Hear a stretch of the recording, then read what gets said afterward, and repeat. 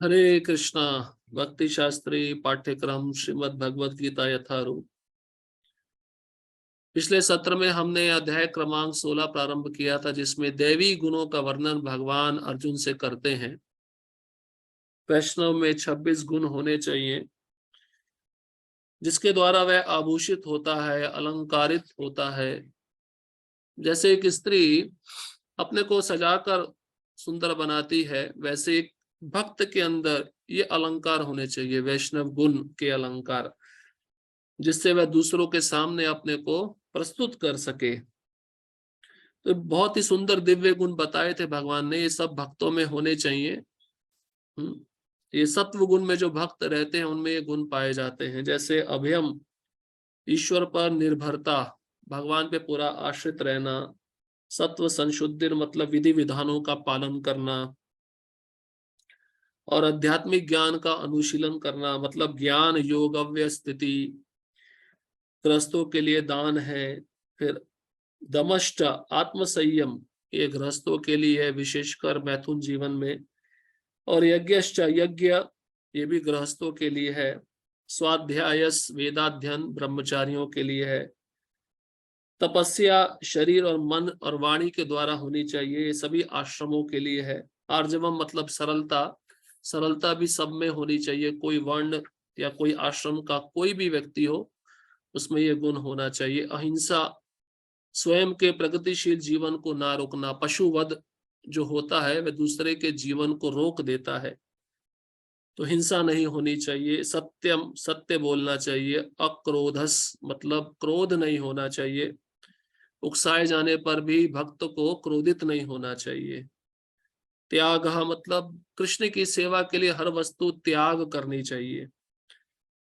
शांति होती है भक्त में, वह हर एक परिस्थिति में समदृष्टि रखता है, सुख दुख में समदृष्टि रहती है। और अपैशुनम मतलब अनावश्यक छिद्रान्वेषण से बचता है, किसी के दोष नहीं देखता। और उसमें दया होती है, सभी जीवों के प्रति करुणा होती है। अलोलुप्तमम, लोभ नहीं होता उसमें, लोभ से मुक्त रहता है। मार्दवम मतलब भद्रता, सभी जीवों के प्रति सौहार्द व्यवहार होता है उसका। और लज्जा होती है, कोई गलत कार्य हो जाए तो वह लज्जा करता है, पश्चाताप करता है कि मुझसे वह गलत कार्य पुनः दोबारा ना हो। और दृढ़ निश्चय होता है, संकल्प के साथ भक्ति करता है, अविचलित रहता है। और तेज, ये क्षत्रियों के लिए गुण है, जिसके अंदर बल होता है। तो जिस व्यक्ति की रक्षा करनी चाहिए उसके लिए क्षत्रिय अपना बल का प्रयोग करता है। क्षमा होना चाहिए, दूसरे के अपराधों को क्षमा कर देना चाहिए। भक्त के अंदर क्षमा भाव होता है। धृति मतलब धैर्य होता है, धैर्य आने पर ही हर वस्तु प्राप्त होती है। और शौचा मतलब शुद्ध रहता है, बाहर से भी अंदर से भी। अद्रोह, ईर्ष्या से मुक्ति होती है, ईर्ष्या उसके मन में नहीं रहती। और अंत में आखिरी गुण है नाति मानिता, स्वयं सम्मान नहीं चाहता, लेकिन हर एक को सम्मान देना उसका कर्तव्य होता है। दूसरों का आदर करता है, सम्मान करता है। इसलिए भगवान कहते हैं कि ये सारे दिव्य गुण मेरे भक्तों में पाए जाते हैं, देवतुल्य पुरुषों में पाए जाते हैं। अब आज आसुरी गुण का वर्णन करेंगे भगवान। इस सृष्टि में दो ही प्रकार के जीव हैं, सुर और असुर। सुर मतलब देवता या भक्त, और असुर जिनका वर्णन भगवान आज करने जा रहे हैं। ये असुर, इनके कार्य कैसे होते हैं, कि मनोवृत्ति कैसी होती है, इनके गुण कैसे होते हैं। और मुख्य रूप से ये असुर जो होते हैं रजो और तमो गुण में रहते हैं, प्रकृति के निम्न गुणों के स्तरों पे रहते हैं। अध्याय क्रमांक 16, दैवी तथा आसुरी स्वभाव, श्लोक क्रमांक 4। दम्भो दर्पो अभिमानश्च, क्रोधा पारुष्यमेव च, अज्ञानम च अभिजातस्य पार्थ संपदमासुरीम। भगवान कहते हैं, हे प्रथा पुत्र, दंभ, दर्प, अभिमान, क्रोध, कठोरता तथा अज्ञान, ये आसुरी स्वभाव वालों के गुण हैं। सबसे पहले दंभ, दंभ मतलब अहंकार। आसुरी व्यक्ति अहंकारी होता है, अपने को बहुत श्रेष्ठ मानता है, अपना गलती स्वीकार नहीं करता। और आगे एक गुण बताते हैं आसुरी का, दर्प, दर्पा मतलब घमंड। घमंडी होता है। जैसे कुंती महारानी भी भागवतम में जब भगवान कृष्ण को प्रार्थना करती है तो स्पष्ट कहती है, 4 वस्तुएं बाधक हैं आपको प्राप्त करने में। जिसके पास सुंदर शरीर है, जो ऊंचे कुल में जन्मा है, जो धनवान है, और जो बहुत पढ़ा लिखा है, ये 4 बाधक हैं आपको प्राप्त करने में। अगर व्यक्ति इन सबको प्राप्त करके नम्र रहता है तो ये आपकी बहुत बड़ी कृपा है उसके ऊपर। तो दर्प व्यक्ति, दर्प मतलब घमंडी, जैसे उच्च कुल में जन्म लेता है तो उसको अपने उच्च कुल में जन्म लेने का घमंड होता है। ऊंची शिक्षा प्राप्त कर लेता तो सोचता है बाकी सब अनपढ़ है, मैं बहुत शिक्षित हूं, इस प्रकार का उसको घमंड होता है। तो ये आसुरी प्रवृत्ति है। किसी भी, अगर भक्त में भी कोई कला है भगवान को प्रसन्न करने की, तो भक्त को भी अपने उस कला में, गुण में घमंड नहीं करना चाहिए। उसको वह गुण कला दूसरों को सिखानी चाहिए, जिससे वह भक्त भी उस कला में लगकर, उस सेवा में लगकर भगवान को प्रसन्न कर सके। अगर वह भक्त नहीं सिखाएगा ना अपना गुण दूसरों को, तो वह घमंडी बन जाएगा, उसके अंदर घमंड आ जाएगा। और भगवान कहते हैं अभिमान, अभिमान मतलब गर्व होता है। इन सब में ज्यादा अंतर नहीं है, घमंड और गर्व में। उसको गर्व इन्हीं बातों का रहता है कि मेरे पास बहुत उच्च शिक्षा है, बहुत ऊंचे परिवार में मैं जन्मा हूं, और मेरा बहुत सुंदर शरीर है। कि कईयों को अपने सौंदर्य पे बहुत घमंड रहता है, हमारे जैसा कोई सुंदर नहीं है। लेकिन समझना चाहिए कि ये सौंदर्य ज्यादा समय तक टिकने वाला नहीं है, ये प्रकृति सौंदर्य को नष्ट कर देती है। और क्रोध, आसुरी व्यक्ति के अंदर बहुत क्रोध होता है, क्योंकि उसकी काम इच्छाएं पूरी नहीं होती, इसलिए हर समय क्रोधित रहता है, दूसरों को कष्ट पहुंचाता है। कठोरता, इसको पौरुषम कहते हैं। संस्कृत में यहाँ पर शब्द बताया पौरुष्यम। पौरुषम मतलब निष्ठुरता, निष्ठुर होता है, उसमें दया नहीं होती, कठोर होता है।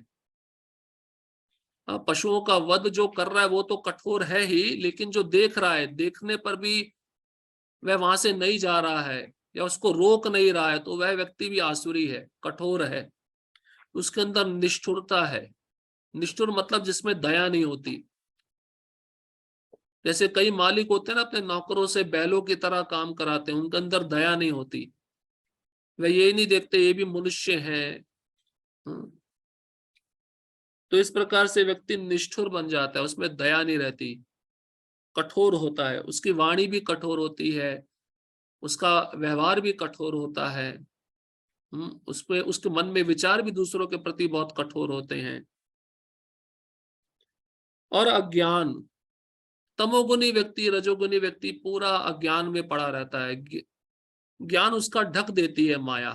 माया अपृत ज्ञानिना, माया उसके ज्ञान को ढक देती है, उसकी बुद्धि में जो ज्ञान होता है उसको हर लेती है, इस कारण से वह ज्ञान में पड़ा रहता है। ये आसुरी स्वभाव वालों के गुण हैं।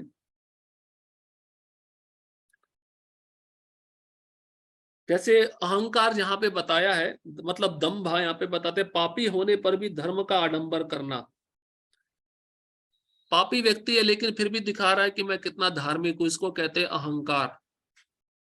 कई नेता ऐसे होते हैं ना, बहुत पाप करते हैं लेकिन मंदिर में आके दिखाएंगे जन्माष्टमी के दिन हम कितने बड़े भक्त हैं। इसको कहते हैं अहंकार। दंभ,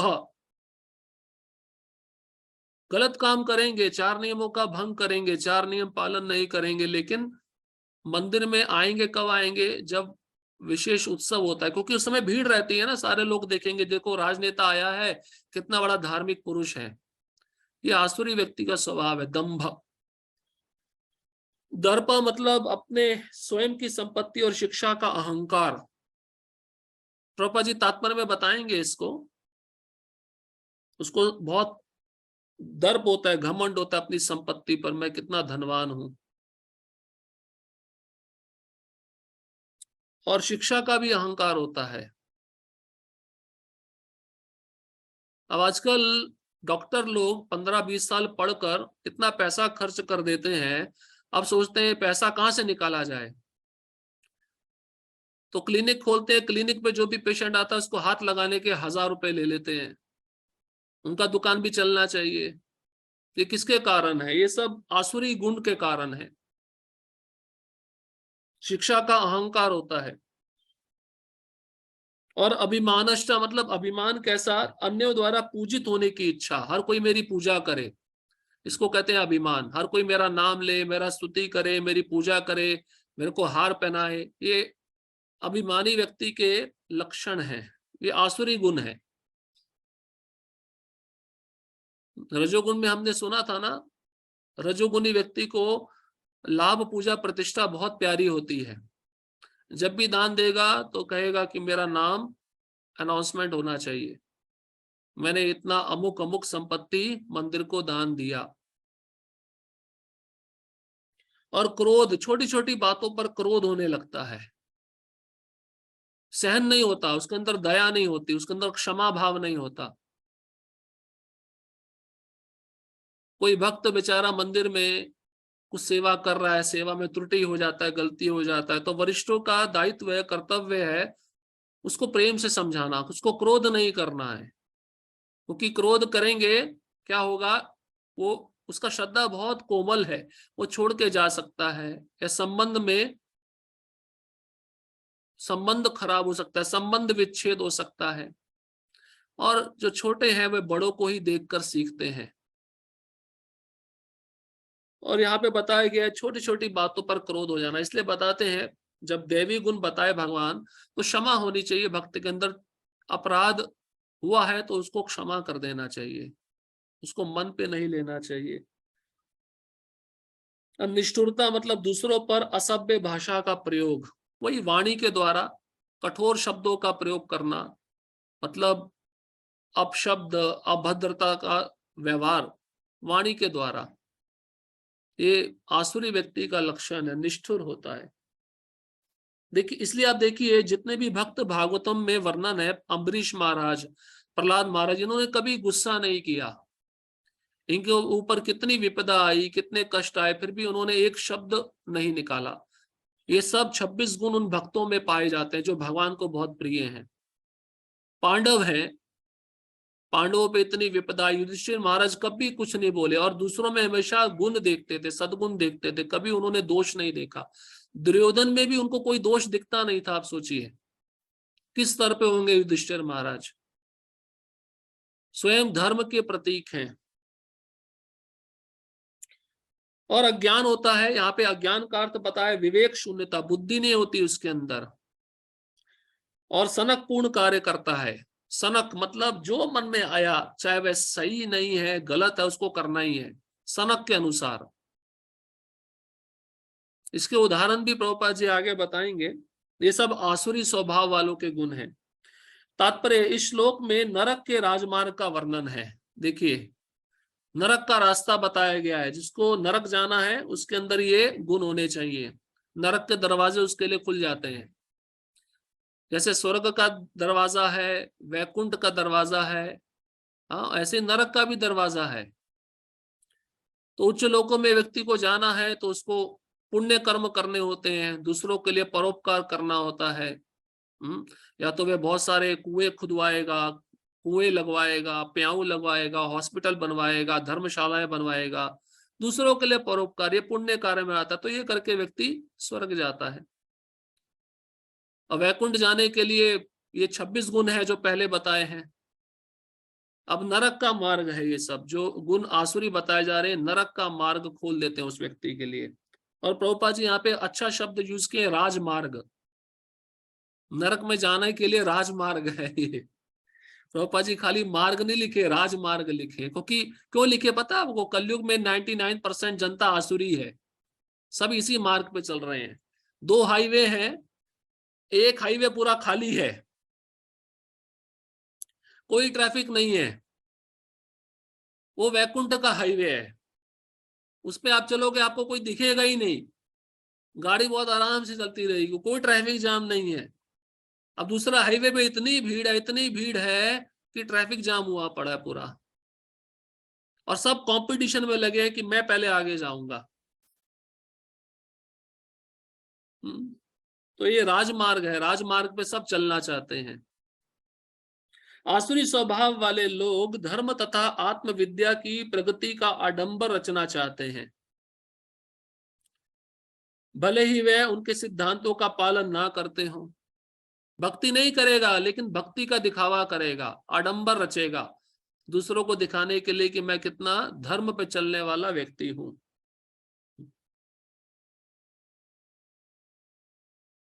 देखा ना, आजकल के राजनेता अयोध्या जाते हैं, राम मंदिर में जाते हैं, आरती करते हैं, किसके लिए? वो स्वयं के लिए नहीं जा रहे हैं। अब इलेक्शन आने वाले हैं तो वोट चाहिए, हिंदुओं को आकर्षित करना है, दिखाने के लिए कि हम कितने बड़े धर्म नेता हैं, धर्म पे चलने वाले लोग हैं। आसुरी स्वभाव वालों का यही लक्षण है। वे सदैव किसी शिक्षा या प्रचुर संपत्ति का अधिकारी होने का दर्प करते हैं। वे चाहते हैं कि अन्य लोग उनकी पूजा करें और सम्मान दिखलाएं, भले ही वे सम्मान के योग्य ना हो। हर व्यक्ति को सम्मान चाहिए, लेकिन भक्त एक ऐसा होता है कि जिसको सम्मान नहीं चाहिए, जो सदैव दूसरों को सम्मान देता है। ये दैवी गुण है। अब स्वर्ग लोक में भी आप देखिए, इंद्र भी कभी कभार आसुरी गुण को स्वीकार कर लेता है। भागवतम के 6वें स्कंद के 7वें अध्याय में जब इंद्र अपने सिंहासन पे बैठा था, सब देवता उसकी स्तुति कर रहे थे, अप्सराएं नृत्य कर रही थी, तो उनके गुरुदेव आ गए, बृहस्पति आ गए। इंद्र ने सोचा रोज ही आते हैं, रोज मैं इनको सम्मान देता हूं, अपने आसन से खड़े होकर इनको प्रणाम करता हूं, आज प्रणाम ना किया जाए, आज क्या आवश्यकता है प्रणाम करने की? जबकि नियम कहता है कि अपने से बड़े हो या अपने से बड़े गुरुजन हो, उनका सम्मान होना चाहिए। तो इंद्र ने सम्मान नहीं दिया। सम्मान ना देने के कारण इंद्र अपने ऐश्वर्य को खो बैठा। तो इंद्र के अंदर भी आसुरी स्वभाव आ गया था। भक्त के अंदर भी कभी कभार आसुरी स्वभाव आ जाता है, गुरु को देख के प्रणाम नहीं करते, भगवान को देखकर प्रणाम नहीं करते। अब कई भक्त वरिष्ठ होते हैं, साथ में चल रहे हैं, पास के मार्ग से होकर गुजर रहे हैं, उनको हरे कृष्णा भी नहीं बोलते, ये भी आसुरी स्वभाव है। इसलिए इंद्र से गलती हो जाता है, जो देवताओं का राजा है। तो जो भक्ति में लगे हुए भक्त हैं, उनके विषय में क्या कहा जाए? इसलिए ये सब गुण पता होना चाहिए और इसको विकसित करने का हमें प्रयास करना चाहिए। इसलिए भगवत गीता में भगवान ने गुण बताए हैं। तो पूजा, सम्मान, प्रतिष्ठा वो व्यक्ति अपना चाहता है, दूसरों का करना नहीं चाहता।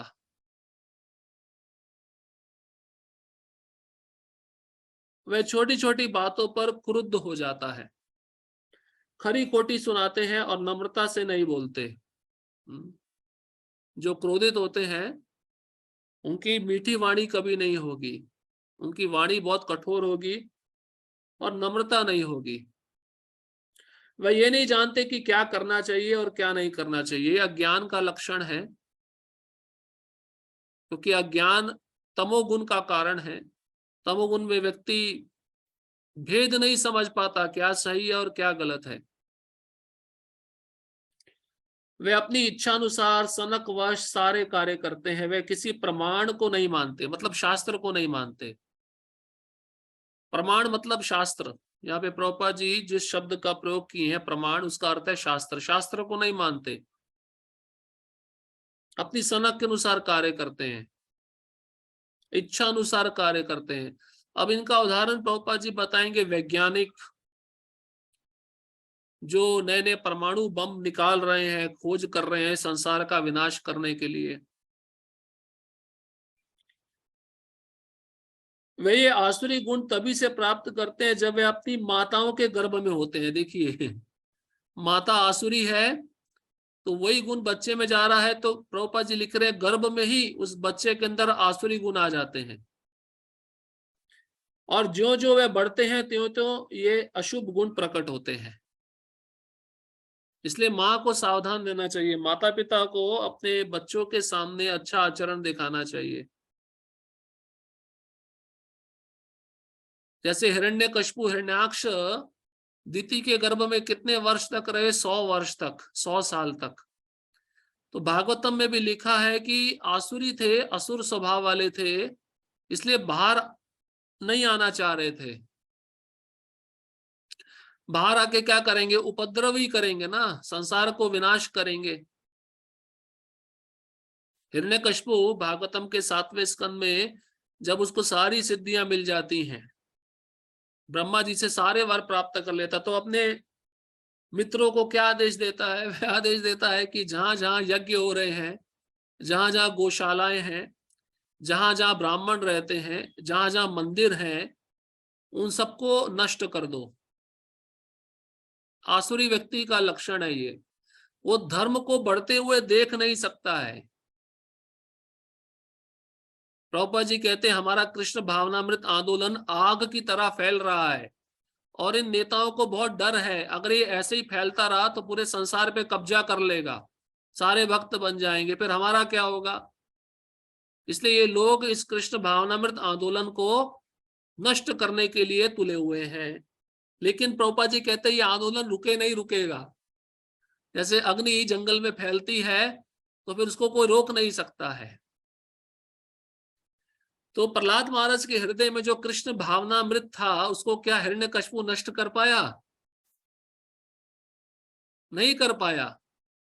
तो प्रभुपाद जी इसी प्रकार से कहते हैं कि आसुरी गुण कभी भी दैवी गुणों को प्रभावित नहीं कर सकते, क्योंकि दैवी गुण भगवान के द्वारा प्रदान किए जाते हैं, भगवान के द्वारा संरक्षित किए जाते हैं। कंस भी देख लीजिए, कंस का भी विचार आसुरी ही था। जितने भी ब्रज में बच्चे हैं जो अभी 3-4 दिन में जन्मे, सबको मार दो। और उसका साथ कौन देते थे? वो चंडाल चौकड़ी। कौन सी चंडाल चौकड़ी? तृणावर्त, पूतना, अगासुर, बकासुर, चाणूर, मुष्टिक, ये इस चंडाल चौकड़ी का नाम दिया हुआ, लिस्ट दिया हुआ है पूरा भागवतम में। शराबी को शराबी के संग में आनंद आता है, इसलिए आसुरी व्यक्ति को आसुरी व्यक्ति के संग में आनंद आता है। इस कारण से कंस ने भी अत्याचार करने शुरू किए, क्योंकि आसुरी व्यक्ति हमेशा अपना स्वार्थ देखेगा, ये समझ लेना चाहिए। जब तक आकाशवाणी नहीं हुई थी कि देवकी का 8वां गर्भ तेरा मृत्यु का कारण बनेगा, तब तक वो बड़े प्रेम से रथ हाँक रहा था। लेकिन जैसे ही आकाशवाणी हुई, देवताओं ने सुनाया, देवताओं ने भी सोचा अगर ये ज्यादा समय भगवान की माँ की सेवा करेगा तो भगवान इसको नहीं मारेंगे, इसलिए जल्दी से जल्दी आकाशवाणी करनी चाहिए और इसको दंड मिलना चाहिए। आकाशवाणी की उसी समय उसने क्या किया? उसका विचार बदल गया, क्योंकि मेरी मृत्यु होगी किसके कारण? मेरे बहन के 8वें पुत्र के कारण। अब इसको मारना ही अच्छा है। तो जिस हाथ में घोड़े का रस्सी लिया हुआ था खींचने के लिए, प्रेम वश, प्रेम पूर्वक उसी हाथ से तलवार निकाल के उसने अपनी बहन के बाल पकड़ लिए मारने के लिए, क्योंकि उस आसुरी व्यक्ति को बहुत भय रहता है कि मेरा कोई शत्रु नहीं होना चाहिए, और जो मेरा शत्रु है पहले मैं उसको मारूंगा। ये आगे आगे भगवान बताने वाले हैं, असुरों के बारे में डिटेल में बताने वाले हैं, क्योंकि असुर लोग ज्यादा है ना कलयुग में। तो इस प्रकार से इन असुर लोगों के विचार रहते हैं, इनके गुण हैं। श्लोक क्रमांक 5। अब भगवान अगले श्लोक में बताते हैं कि जो दिव्य गुण वाले लोग हैं और जो आसुरी गुण वाले लोग हैं, इनका गंतव्य क्या है, कहाँ जाते हैं। श्लोक क्रमांक 5। दैवी संपद विमोक्षाय निबंधायासुरी मता मां शुचा संपदम दैवीम अभिजातो असि पांडवा। दिव्य गुण मोक्ष के लिए अनुकूल है और आसुरी गुण बंधन दिलाने के लिए है। पांडुपुत्र तुम चिंता मत करो, क्योंकि तुम दैवी गुणों से युक्त होकर जन्मे हो। तो हमारे आचार्य टीका लिखते हैं, थोड़ा अर्जुन को डर लग गया, भय लग गया। किस बात का? भाई मैं किस में हूं, मैं दैवी हूं या आसुरी हूं?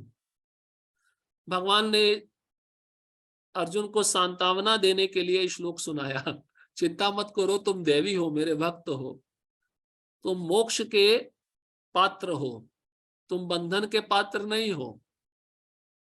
भागवतम में भी ये श्लोक आया है कि जो भक्तों का संग करता है, परमहंसों का संग करता है, उसके लिए मुक्ति के द्वार खुल जाते हैं।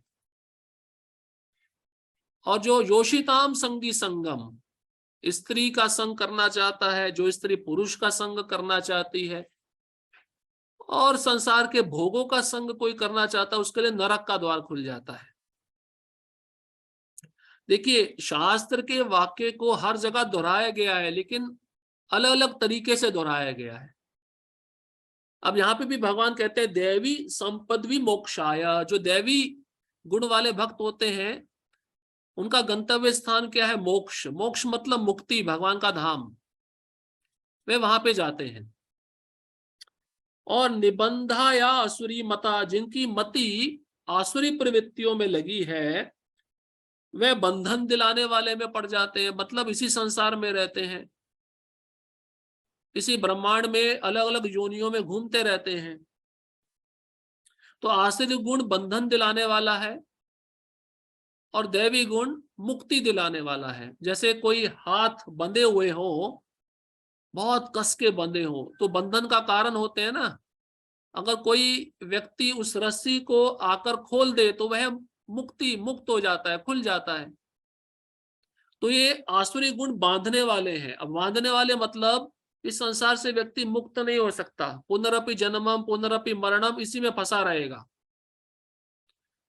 लेकिन दैवी गुण मोक्ष का द्वार खोलते हैं, मतलब वैकुंठ धाम के दरवाजे खोल देते हैं। तात्पर्य, भगवान कृष्ण अर्जुन को यह कहकर प्रोत्साहित करते हैं कि वह आसुरी गुणों के साथ नहीं जन्मा है। क्योंकि अर्जुन ऐसा सोच रहा था, अभी मैं युद्ध करने जा रहा हूं, आपने बोला इन सबको मारो, तो मैं मारूंगा, उसमें क्रोध भी आएगा, हाँ, शायद मेरे अंदर घमंड भी आ सकता है मेरे धनुर्विद्या का, तो शायद मैं आसुरी तो नहीं हूं। तो भगवान ये कहते हैं चिंता मत करो, तुम दैवी गुणों से जन्मे हो, तुम आसुरी नहीं हो। युद्ध में उसका सम्मिलित होना आसुरी नहीं है, क्योंकि वह उसके गुण दोषों पर विचार कर रहा था।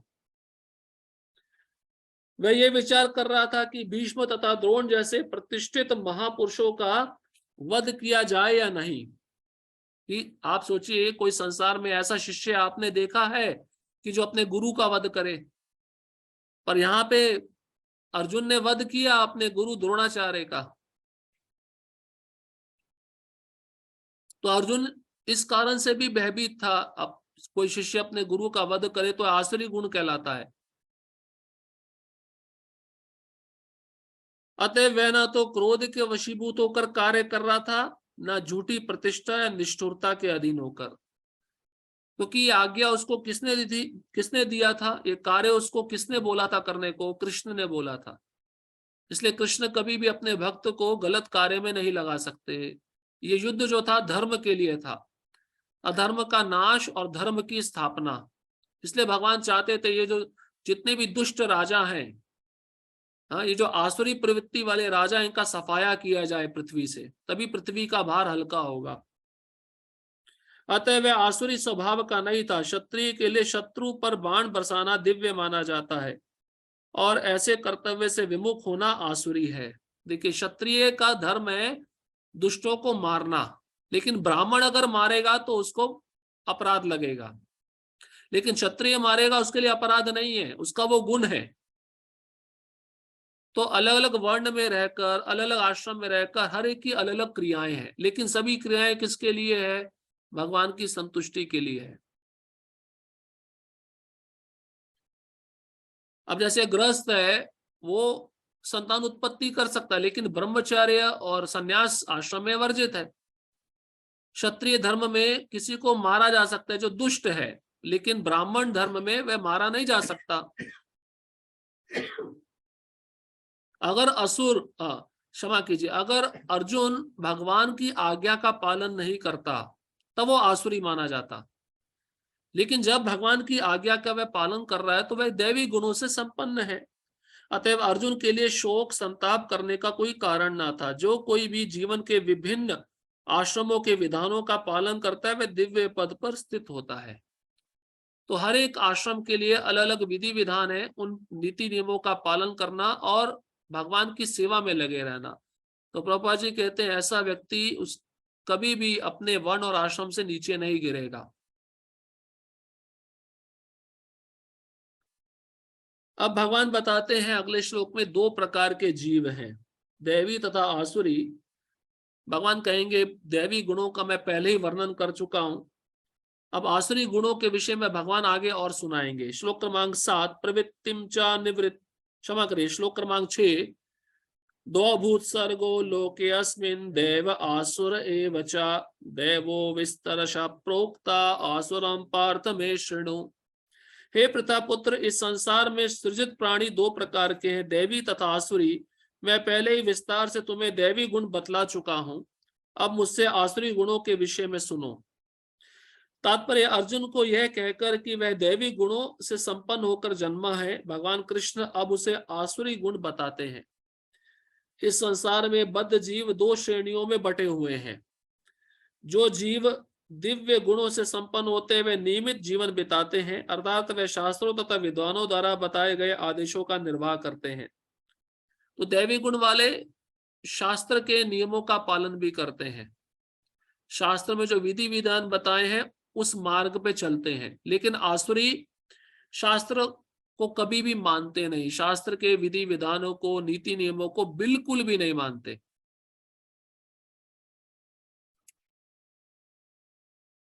मनुष्य को चाहिए कि प्रामाणिक शास्त्रों के अनुसार ही कर्तव्य निभाए, यह प्रकृति दैवी कहलाती है। क्यों? क्योंकि शास्त्र में एक मनुष्य को कैसे जीवन बिताना चाहिए इन सब का वर्णन किया गया है। मनुष्य को कौन से विधि विधान स्वीकार करने चाहिए, कौन से नहीं करने चाहिए, सब शास्त्र में बताया गया है। और दैवी व्यक्ति जो दिव्य गुणों से संपन्न है वही शास्त्रों के नियमों का पालन करता है। आसुरी व्यक्ति सदैव शास्त्रों के विपरीत रहता है।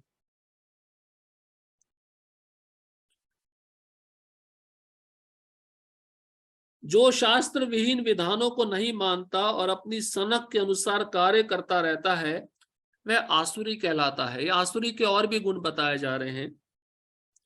शास्त्र के विधि विधानों के प्रति आज्ञा भाव ही एकमात्र कसौटी है, अन्य नहीं। तो कैसे जाना जाए कि ये दैव है या असुर है? तो बहुत सरल है। प्रभुपाद जी कहते हैं शास्त्र के विधि विधानों को जो मान रहा है वो दैव है, और जो शास्त्र के विधि विधानों को नहीं मान रहा वो असुर है। ये शास्त्र कहां से आए? ये शास्त्र भगवान के श्वास से प्रकट हुए, भगवान नारायण के श्वास से प्रकट हुए वेद शास्त्र उपनिषद। तो ये भगवान की वाणी है, भगवान की आज्ञा है। तो जो इसका पालन करता है मतलब भक्त है, और जो इसका पालन नहीं करता वह असुर है। बहुत सरल है इसको समझना। जैसे उदाहरण के रूप में स्त्री पुरुष के बिना नहीं रह सकती, पुरुष स्त्री के बिना नहीं रह सकता, इसलिए विवाह संस्कार है। तो विवाह संस्कार का वर्णन शास्त्रों में दिया गया है। नियमित रूप से एक स्त्री को स्वीकार करके जब व्यक्ति एक गृहस्थ आश्रम में रहता है और उसका केंद्र बिंदु भगवान की सेवा रहती है तो वह दैव है, वह भक्त है, वह देवता है। लेकिन जब वह विवाह को स्वीकार ना करे, परस्त्री गमन करे, ये शास्त्र के विरुद्ध है, ये आसुरी सभ्यता का लक्षण है, वह व्यक्ति आसुरी कहलाएगा। वैदिक साहित्य में उल्लेख है कि देवता तथा असुर दोनों ही प्रजापति से उत्पन्न हुए। अंतर इतना ही है कि एक श्रेणी के लोग वैदिक आदेशों को मानते हैं और दूसरे नहीं मानते। तो ये दोनों किसकी संतान है? कश्यप मुनि की संतान है, देवता और असुर। तो देवताओं की माता अदिति है और असुरों की माता दिति है। अब एक ही पिता की दोनों संतानें हैं, और एक भगवान की आज्ञा का पालन करते हैं और एक आज्ञा का पालन नहीं करते। तो पहले वाले देव कहलाते हैं, दूसरे वाले असुर कहलाते हैं। अब भगवान आसुरी व्यक्तियों की मनोवृत्ति कैसी होती है उसका और आगे वर्णन कर रहे हैं। श्लोक क्रमांक 7, प्रवृत्तिम च निवृत्तिम च जनाना विदुरासुरा न शौचम न पिचाचारो न सत्यम तेषु विद्यते। तो दो मार्ग हैं शास्त्रों में, प्रवृत्ति और निवृत्ति। प्रवृत्ति मार्ग है भोग का मार्ग, जन्म मृत्यु के चक्र में फंसने का मार्ग, और निवृत्ति का मार्ग है वैराग्य का मार्ग, भक्ति का मार्ग, जो जन्म मृत्यु के चक्र से मुक्त होने का मार्ग है। तो दो प्रकार के जीव हैं, देवी और आसुरी, और दो प्रकार के मार्ग हैं, प्रवृत्तिम निवृत्तिम। इसलिए यहां पर भगवान कहते हैं प्रवृत्तिम च निवृत्तिम च। तो आसुरी लोग प्रवृत्ति मार्ग को स्वीकार करते हैं, भोग के मार्ग को, जिससे जन्म मृत्यु का चक्र बना रहता है। और देवी जो लोग होते हैं, जो भक्त होते हैं, देवता होते हैं, वो निवृत्ति के मार्ग को स्वीकार करते हैं, वैराग्य के मार्ग को, भक्ति के मार्ग को। भक्ति को वैराग्य विद्या भी कहा गया है। वैराग्य विद्या निज भक्ति योगम, सर्वम भट्टाचार्य बोले हैं चैतन्य महाप्रभु की स्तुति में।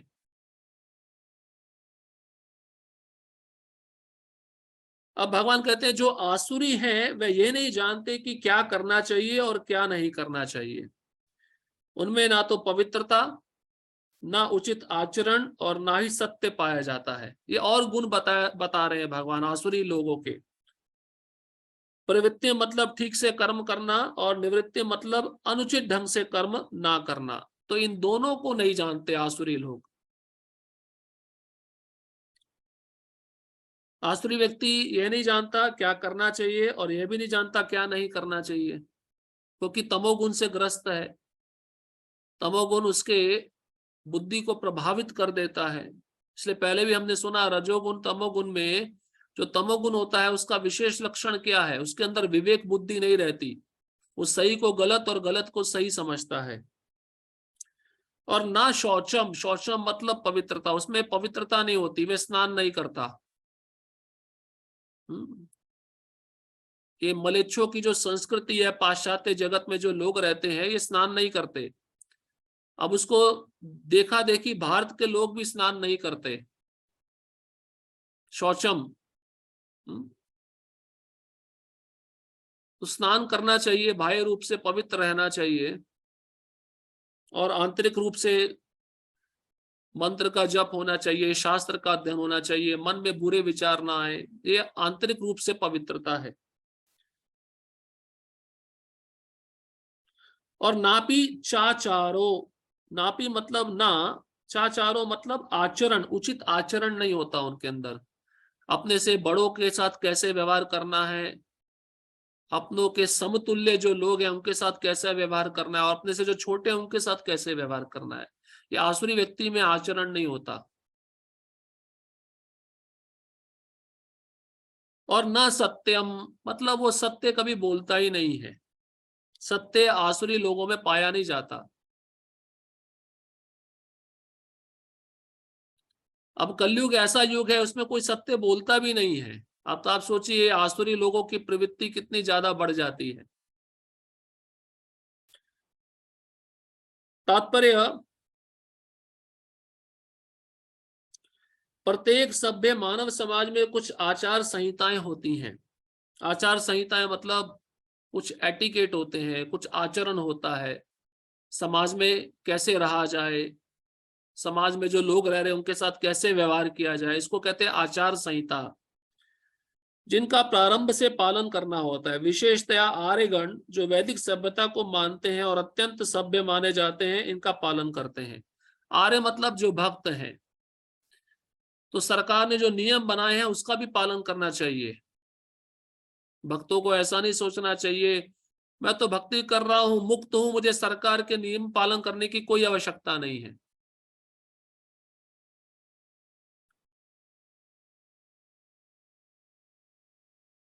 किंतु जो शास्त्रीय आदेशों को नहीं मानते वे असुर समझे जाते हैं।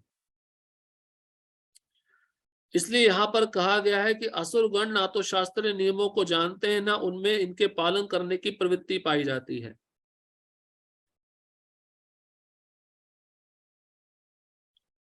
उनमें से अधिकांश इन नियमों को नहीं जानते और जो थोड़े से लोग जानते भी हैं उनमें इनके पालन करने की प्रवृत्ति नहीं होती। तो बल किस पे दिया जा रहा है? शास्त्र के नियमों को ना मानना। आसुरी लोग बिल्कुल भी शास्त्र के नियमों को नहीं मानते। जो थोड़ा बहुत जानते भी हैं उसको भी पालन करने की इच्छा उनके मन में नहीं होती, या कोई दूसरा अपने गलत संग के द्वारा उनको प्रभावित कर देता है, अरे इतना नियम पालन करने की क्या आवश्यकता है, उसको छोड़ दो। अब आसुरी व्यक्ति की देखिए, यहाँ पे प्रभुपाद जी लिख रहे हैं, उन्हें ना तो वैदिक आदेशों में कोई श्रद्धा होती है, ना ही वह उसके अनुसार कार्य करने के इच्छुक होते हैं। तो अब श्रद्धा ही नहीं है शास्त्र के ऊपर तो आदेश का पालन करना तो बहुत दूर की बात है। जिसकी श्रद्धा होगी वही पालन करेगा।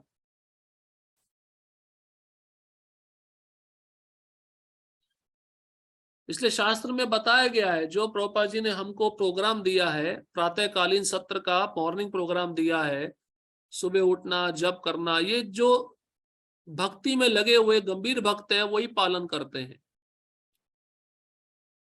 और जो असुर हैं वो इसका पालन नहीं करेंगे।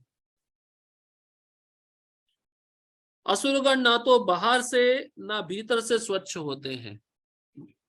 तो बाहर से वह स्नान ही नहीं करते और अंदर से उनके विचार भी पवित्र नहीं होते। मन उनका दूषित रहता है, हमेशा दूसरों के बारे में गलत विचार मन में होते हैं, ईर्ष्या भाव रहता है। इस तरह से दोनों तरह से असुर व्यक्ति पवित्र नहीं होता। अब देखिए प्रभुपाद जी बिल्कुल कॉमन बात बता रहे हैं सबके लिए। मनुष्य को चाहिए कि स्नान करके, दंत मंजन करके, बाल बनाकर, वस्त्र बदलकर शरीर को स्वच्छ रखे। अब प्रभुपाद जी को ये सब बताने की जरूरत है क्या? अब आप बोलेंगे प्रभु जी ये तो हम रोज करते हैं। कहने का मतलब ये रोज करते हैं, पर कृष्ण भावना भावित में ये सब करना चाहिए। दंत मंजन भी कर रहे हो तो कृष्ण का चिंतन करो। कैसे? ये दांत मैं कृष्ण के लिए साफ कर रहा हूं, कृष्ण के पास जाना है, आरती में जाना है, तो मुंह से बदबू नहीं आनी चाहिए, अच्छे से साफ करना चाहिए। कई भक्त ऐसे होते हैं, उठे 2 मिनट में सब कुछ किया, भागे, भागते भागते सब कार्य हो रहा है। इन सब चीजों को समय चाहिए होता है, इसलिए सत्व गुण में होना चाहिए सब क्रियाएं। जो क्योंकि नींद इतनी प्यारी होती है कि भक्त सोचता है 15 मिनट पहले उठ के मैं सब कुछ कर लूंगा। 15 मिनट में शौच क्रिया भी हो जाएगी, दंत मंजन भी हो जाएगा, स्नान भी हो जाएगा, धोती भी पहन लेंगे, भागते भागते फिर प्रणाम भी कर देंगे। इस शरीर को स्वच्छ रखना चाहिए। शरीर को क्यों स्वच्छ रखना चाहिए? शरीर भगवान का मंदिर है, भगवान इसमें निवास करते हैं।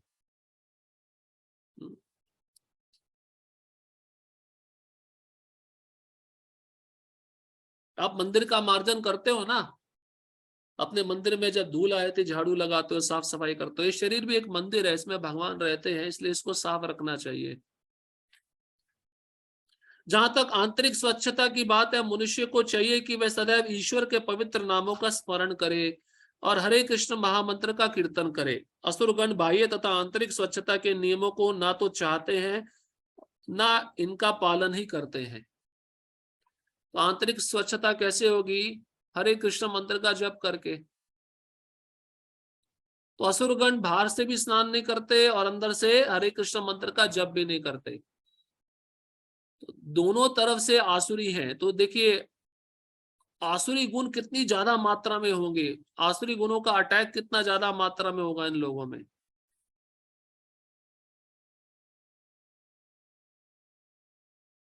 अब आचरण के विषय में बता रहे हैं। जहां तक आचरण की बात है, मानव आचरण का मार्गदर्शन करने वाले अनेक विधि विधान है, जैसे मनु संहिता जो मानव जाति का अधिनियम है। यहाँ तक कि आज भी सारे हिंदू मनु संहिता का ही अनुगमन करते हैं। इसी ग्रंथ से उत्तराधिकार तथा अन्य विधि संबंधी बातें ग्रहण की जाती है। मनु संहिता में स्पष्ट कहा गया है कि स्त्री को स्वतंत्रता ना प्रदान की जाए। इसका अर्थ यह नहीं होता कि स्त्रियों को दासी बनाकर रखा जाए, वह तो बालकों के समान है। बालकों को स्वतंत्रता नहीं दी जाती, लेकिन इसका यह अर्थ नहीं है कि वे दास बनाकर रखे जाते। लेकिन असुरों ने ऐसे आदेशों की उपेक्षा कर दी है और वे सोचने लगे कि स्त्रियों को पुरुषों के समान ही स्वतंत्रता प्रदान की जाए। अब इससे हम क्या समझे? स्त्रियां समकक्ष हैं पुरुषों के? नहीं है। लेकिन प्रभुपाद जी लिख रहे हैं स्त्रियों को दासी भी बनाकर नहीं रखना चाहिए। प्रभुपाद जी एक जगह तात्पर्य में लिखे हैं, एक पतिव्रता स्त्री जो होती है वो कैसे भगवत धाम जाती है। बोले अगर उसका पति भक्त है और पति शास्त्रों के विधि विधानों का बहुत अच्छे से पालन कर रहा है, वह स्त्री अपने पति की ही सेवा करे, पति की जो इच्छा उसी को पूरा करे, तो उसको पति के भक्ति के आधे कार्यकलाप स्वतः ही प्राप्त हो जाते हैं और वो भगवत धाम चली जाती है। अब इससे बड़ा बेनिफिट और क्या चाहिए स्त्री को? लेकिन प्रभुपाद जी कहते हैं पाश्चात्य जगत में ऐसे मूर्ख लोग हैं जो स्त्रियों को पुरुषों के समान अधिकार पे लाना चाहते हैं और इसके लिए बड़े बड़े आंदोलन भी चलाए जाते हैं। इक्वल राइट्स, समान अधिकार होना चाहिए। इसलिए आप देखिए स्त्रियों को हर जगह प्रवेश मिल रहा है, ऐसा कोई कार्य नहीं जो स्त्री नहीं करती। लेकिन परिणाम क्या होता है? उसको शिकार होना पड़ता है अन्य पुरुषों का, उसका शोषण होता है। अब जैसे उदाहरण के रूप में आर्मी है, जैसे किसी देश की आर्मी होती है, मिलिट्री होती है, स्त्रियां वहां पे अलाउड नहीं है। स्त्रियां क्या बॉर्डर पे जाके बंदूक लेके लड़ेंगी? शास्त्र में कहीं लिखा नहीं है ऐसा। लेकिन अब वहां पे उनको प्रवेश दिया जा रहा है। अब मान लीजिए किसी दुश्मन देश के द्वारा वे पकड़ी गई तो क्या किया जाएगा? उनका शोषण होगा। इसलिए क्षत्रिय जो धर्म है पुरुषों को ही करना होता है। आपने कभी सुना युद्ध में स्त्रियां लड़ने गई हैं? हाँ ठीक है, अब अंग्रेजों का राज्य था, कुछ स्त्रियां क्षत्रिय थी जिन्होंने लड़ा, लेकिन क्वचित उदाहरण है। वैसे तो क्षत्रिय राजा ही होते हैं जो युद्ध में जाके लड़ते हैं। तो प्रभुपाद जी कहते हैं आसुरी लोगों का स्वभाव कैसा है? स्त्री और पुरुष का समान अधिकार होना चाहिए, जबकि समान अधिकार नहीं हो सकता है। अब प्रभुपाद जी यही कहते हैं कि एक पुरुष एक वृक्ष के नीचे अकेला रह सकता है, क्या स्त्री रह सकती है अर्धरात्रि के समय? या 3-4 पुरुष आ जाए वे अपने को बचा सकती है क्या? ये कारण है। इसलिए उसको स्वतंत्र नहीं रहना चाहिए। शास्त्र का कथन है, मनु संहिता में भी बताया है, भागवतम में भी बताया है। अब उसको स्वतंत्रता दे दी जाए तो क्या होगा? विनाश हो जाएगा समाज का।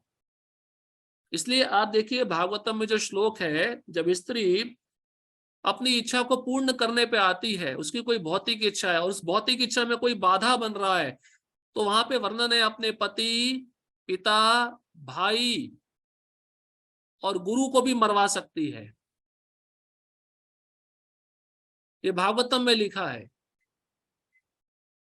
तो प्रभुपाद जी कहते हैं इसका अर्थ यह नहीं कि स्त्री दूषित है, स्त्री पात्र नहीं है, लेकिन भगवान क्या बोले, जो मेरी भक्त बन गए हैं, जो मेरे आश्रम में है, वो मेरे भगवत धाम में प्रवेश कर सकते हैं।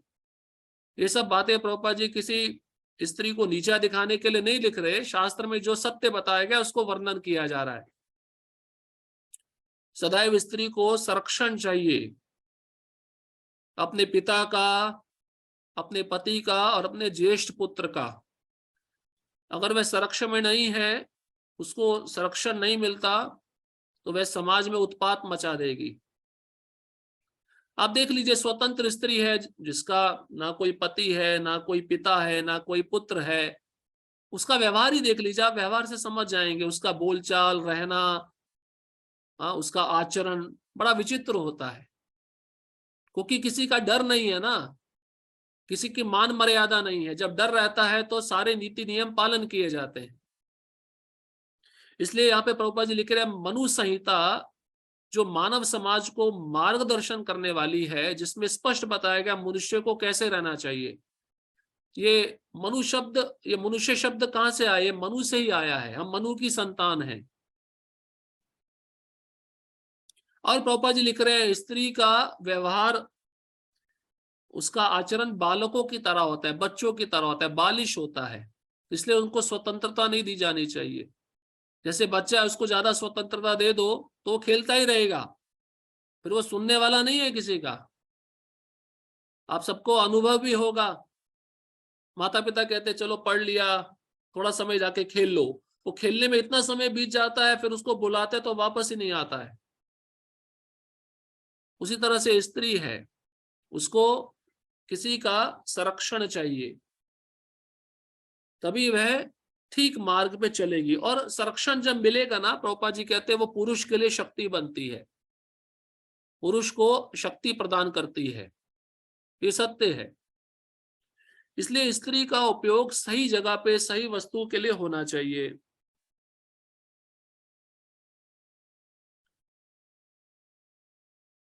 लेकिन असुरों ने ऐसे आदेशों की उपेक्षा कर दी है और वह सोचने लगे कि स्त्रियों को पुरुषों के समान ही स्वतंत्रता प्रदान की जाए।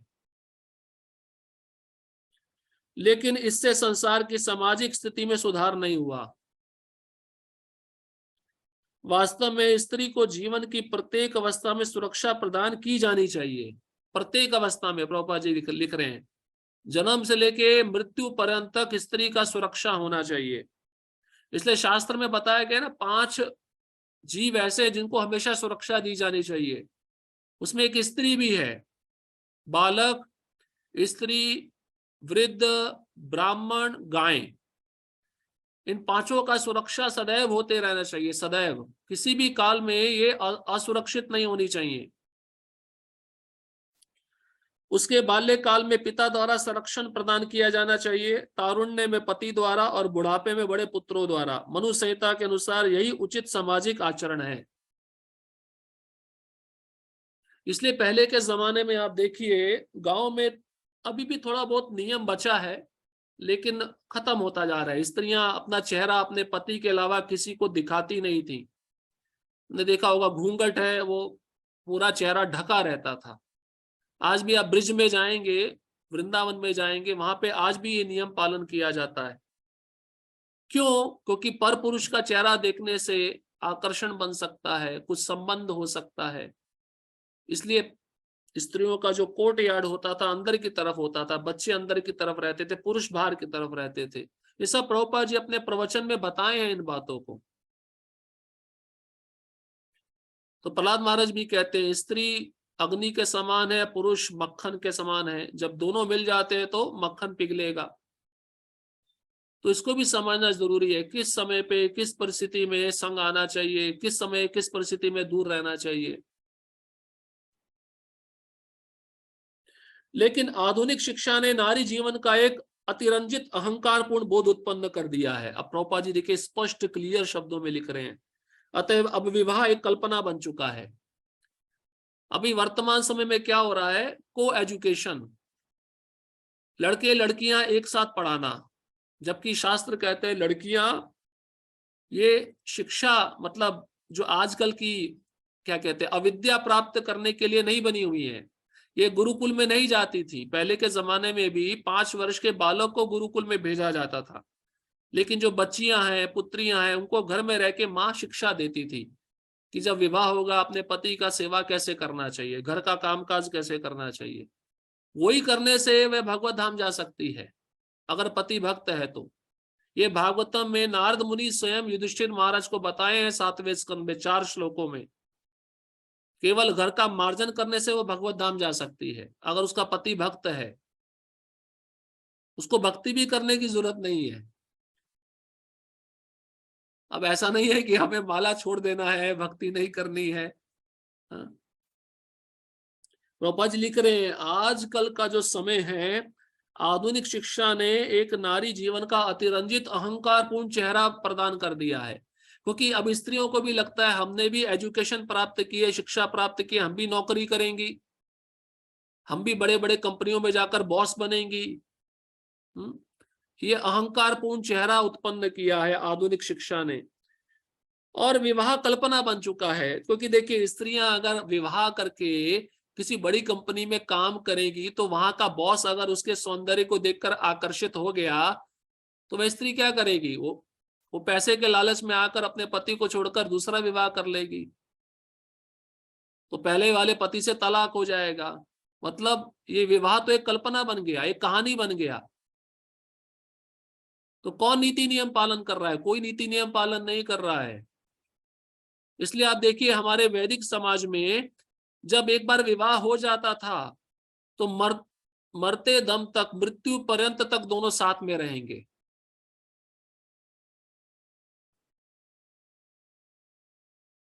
स्त्री की नैतिक स्थिति भी अब बहुत अच्छी नहीं रह गई है। एक नीति शास्त्र भी है, उसमें भी कुछ नीति नियम बताए गए हैं। तो प्रॉपर जिक्र नीति शास्त्र के अनुसार जो स्त्री की स्थिति है वो भी अच्छी नहीं है, क्योंकि अभी वह घर में रहती नहीं है, बच्चों को समय देती नहीं है, पति को समय देती नहीं है, हर समय उसका बाहर जॉब में मन लगा रहता है और बाहर के पुरुषों से मिलना जुलना लगा रहता है।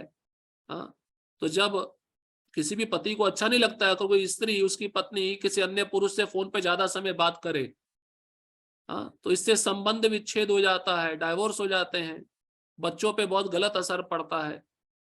ये सब समस्याएं वहां से शुरू होती हैं। इसलिए आप देखिए पति कैसा भी हो, अभी भी थोड़ा बहुत धर्म बाकी है। हमने स्वयं देखा एक गांव में, पहले के जमाने में एक स्त्री थी, वो ठीक थी, उसका शारीरिक संरचना बिल्कुल ठीक थी, वो चल सकती थी, बोल सकती थी, लेकिन जब उसका विवाह हुआ एक ऐसे पुरुष के साथ जो चल नहीं सकता था, हैंडीकैप था, तो वह स्त्री उसको हाथ पकड़ के चलाती थी और उसके मन में यही भावना थी, मेरा पति है, कैसा भी है मेरा पति है, मुझे जीवन पर्यंत तक इसका सेवा करना है। ये होती है सच्ची निष्ठा। इस प्रेम के आधार पर स्त्री पुरुष का संबंध होता है। लेकिन अभी प्रेम नहीं है, स्वार्थ है, हर एक स्त्री अपना स्वार्थ चाहती है, पुरुष भी अपना स्वार्थ चाहता है। इस कारण से वो विवाह एक कल्पना बन गया है। अतएव असुरगण कोई ऐसा उपदेश ग्रहण नहीं करते जो समाज के लिए अच्छा हो, चूंकि वे महर्षियों के अनुभवों तथा उनके द्वारा निर्धारित विधि विधानों का पालन नहीं करते। अतएव आसुरी लोगों की सामाजिक स्थिति अत्यंत शोचनीय है। अब इसका एक उदाहरण प्रभुपाद जी और बताते हैं। स्त्रियों को ये खेल कूद में ज्यादा भाग नहीं लेना चाहिए, खेल स्त्रियों के लिए नहीं बना है।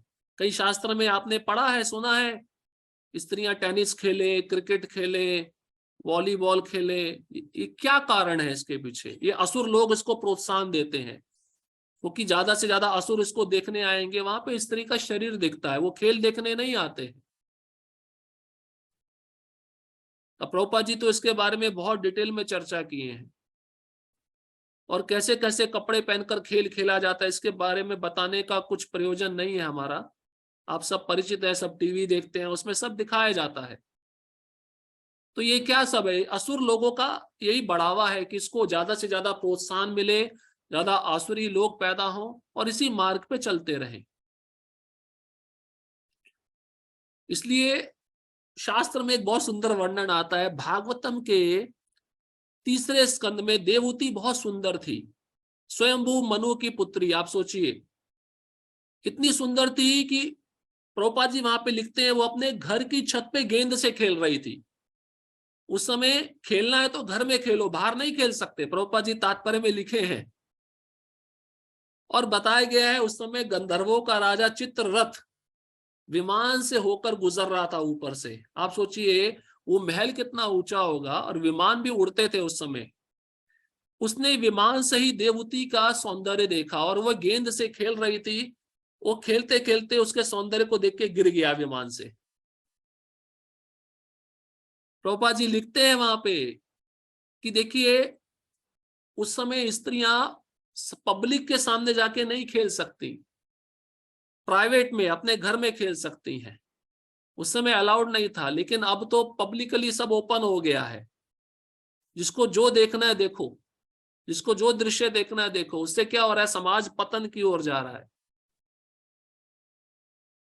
प्रभुपाद जी कहते हैं जब मेरी माँ का विवाह हुआ, जब पालकी में बिठा के ले जाया गया, तो पूरे मेरी माँ के सिर के बाल से लेके पैर के उंगली के नाखून तक पूरा कपड़े से मेरी माँ का शरीर ढका हुआ था।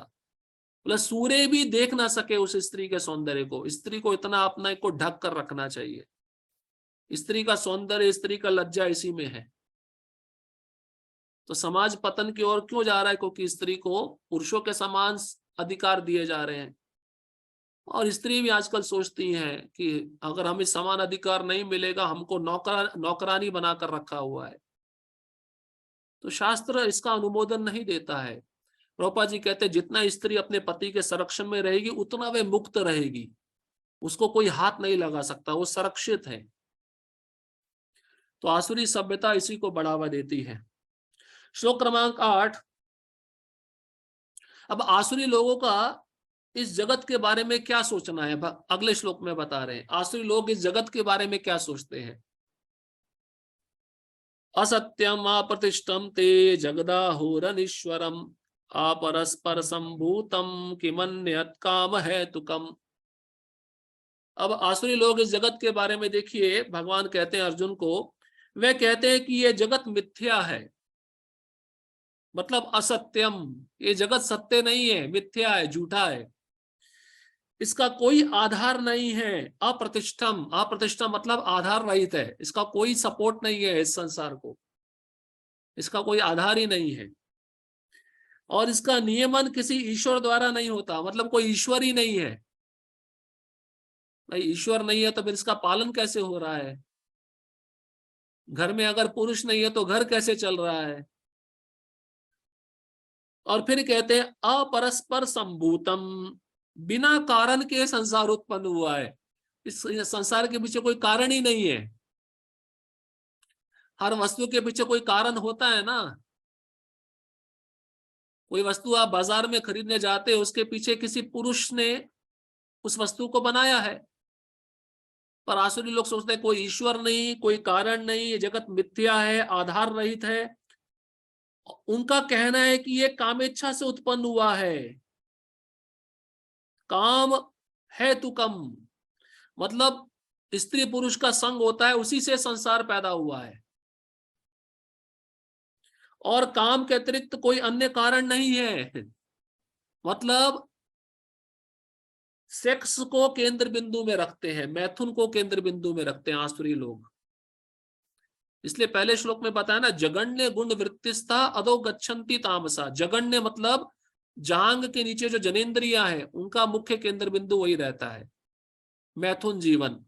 वो सोचते हैं ये संसार मैथुन से ही पैदा हुआ है, इसका कोई आधार नहीं है, मिथ्या है, आधार रहित है, और इसके पीछे कोई ईश्वर ही नहीं है। ये आसुरी लोगों का सोचना है संसार के बारे में। तात्पर्य, आसुरी लोग यह निष्कर्ष निकालते हैं कि ये जगत माया जाल है। भक्तों के लिए अलग माया जाल है, लेकिन असुरों के लिए भी माया जाल है। वो कैसा माया जाल है? इंद्र तृप्ति का माया जाल है। इसका ना कोई कारण है, ना कार्य, ना नियामक, ना कोई प्रयोजन। प्रयोजन मतलब कोई उद्देश्य होना चाहिए ना, किसी चीज को बनाना है, इसके पीछे क्या उद्देश्य है? तो आसुर लोग सोचते हैं इस संसार को बनाने के पीछे कोई उद्देश्य ही नहीं है। लेकिन प्रभुपाद जी लिखते हैं प्रयोजन क्या है संसार को बनाने का? ये बद्ध जीव जो अपना गलत कार्य करने के लिए इधर आया है, ये सुधर जाए और भगवत धाम वापस चला जाए, ये प्रयोजन है। हर वस्तु मिथ्या है। उनका कहना है कि यह दृश्य जगत आकस्मिक भौतिक क्रियाओं तथा प्रतिक्रियाओं के कारण है, एक्शन एंड रिएक्शन, उसके द्वारा ये जगत बना है। कोई कारण नहीं है, परम कारण है ही नहीं। मतलब प्लेटफॉर्म पे ट्रेन अपने आप आ रही है, अपने आप जा रही है, कोई ऑपरेटर नहीं है। कितनी मूर्खता वाली बात है। कोई व्यक्ति है, कोई कंट्रोल रूम है जो उसको कंट्रोल कर रहा है, नियंत्रण देख रहा है, तभी तो सब चल रहा है ना। ये तो भगवान क्यों बोलते हैं गीता में, मैं दक्षेण प्रकृति सुवेते सच्चराचरम हेतु नानेन कौन्तेय जगद्वी परिवर्तते। अर्जुन, मेरी अध्यक्षता में प्रकृति कार्य करती है।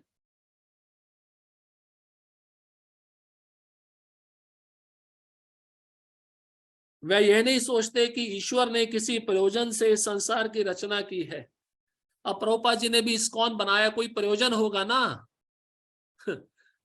क्या प्रयोजन है? प्रभुपाद जी ने इस्कॉन क्यों बनाया? प्रभुपाद जी तात्पर्य में लिखते हैं जिससे सब भक्तों को एक साथ जप करने का मौका मिले, भगवान की कथा श्रवण करने का अवसर मिले और दीक्षा लेने का मौका मिले, वह व्यक्ति शुद्ध हो जाए और भगवत धाम वापस चला जाए, ये प्रयोजन है। लेकिन असुर लोग बोलते हैं संसार का कोई प्रयोजन ही नहीं है।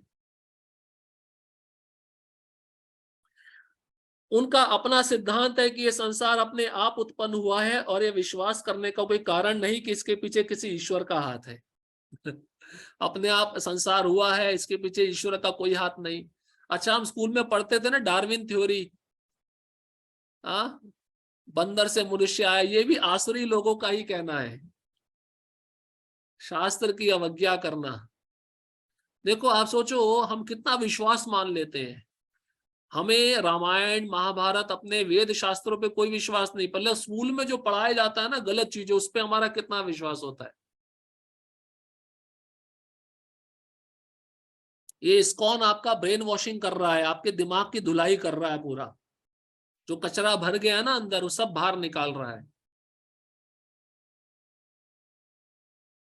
उनके लिए आत्मा तथा पदार्थ में कोई अंतर नहीं होता और वे परम आत्मा को स्वीकार नहीं करते।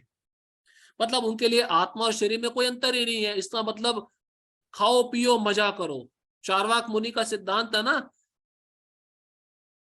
अगर आपके पास पैसा नहीं है तो चोरी करके घी लूटो पियो, भीख मांगो, चोरी करो, लेकिन घी पियो। चलो चार्वाक मुनि है, हमको घी पीने के लिए चोरी करने के लिए कह रहे हैं। कोई और होता तो बोलता शराब पीने के लिए चोरी करो। हमारे ऋषि मुनि भी कितने महान थे, देखो घी पीने के लिए कहते चोरी करो डाका डालो लेकिन घी पियो। कहने का मतलब ये है ये शरीर एक दिन खत्म होगा, उसके बाद में कोई जन्म नहीं, इसलिए अभी जो जब तक समय है तब तक मौज करो, खाओ पियो मजा करो। ये आसुरी सभ्यता के विचार हैं, इसलिए वह शरीर आत्मा में कोई भेद नहीं देखते और परमात्मा को स्वीकार ही नहीं करते। भाई सृष्टि है, इसके पीछे किसी का हाथ है, ये ऐसे थोड़ी ना चल रही है। समय पे ऋतुएं आ रही हैं, समय पे जा रही है, समय पे सूर्य आ रहा है, समय पे अस्त हो रहा है, समय पे नक्षत्र ग्रह तारे घूम रहे हैं। इसके पीछे कोई मैनेजमेंट है, कोई बड़ा व्यक्ति बैठा है जो इसको चला रहा है। उनके लिए हर वस्तु पदार्थ मात्र है और यह पूरा जगत मानो अज्ञान का पिंड हो। उनके अनुसार प्रत्येक वस्तु शून्य है और जो भी सृष्टि दिखती है वह केवल दृष्टि ब्रह्म के कारण है। पूरा संसार उनको कैसा दिखता है? जीरो, शून्य है। और जो कुछ भी दिख रहा है दृष्टि ब्रह्म, ये सत्य नहीं है, मिथ्या है। जैसे हिरन को रेगिस्तान में सूरज की किरणों के द्वारा प्रतिबिंब दिखता है कि यहाँ पे जल है, वो उस प्रतिबिंब को देखकर, चमकीली वस्तु को देखकर सोचता है जल है और पीने के लिए दौड़ता है, और जैसे ही पहुंचता है वहां पे क्या मिलता है? वहां पे जल मिलता ही नहीं है। वह इसे सच मान बैठते हैं कि विभिन्नता से पूर्ण ये सारी सृष्टि अज्ञान का प्रदर्शन है। अब प्रभुपाद जी उदाहरण देके बता रहे हैं, जिस प्रकार स्वप्न में हम ऐसी अनेक वस्तुओं की सृष्टि कर सकते हैं जिनका वास्तव में कोई अस्तित्व नहीं होता, अतएव जब हम जग जाते हैं तो देखते हैं कि सब कुछ स्वप्न मात्र था। तो हम सपने में कई वस्तुएं ऐसी होती है ना जो सत्य मानते हैं।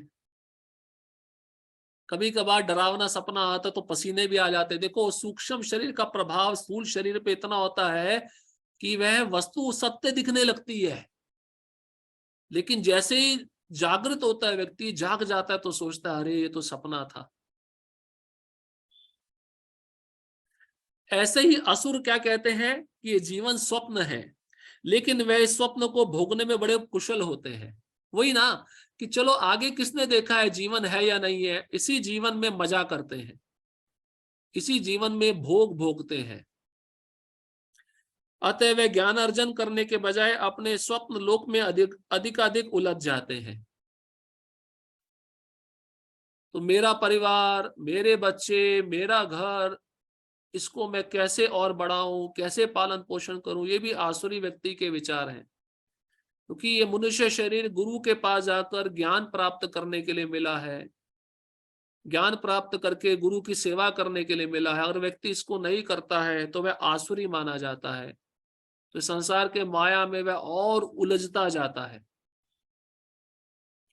मकड़ी के जाल में कोई दूसरा प्राणी आता है, अपने को कितना बाहर निकालता तो और उलझता जाता है ना।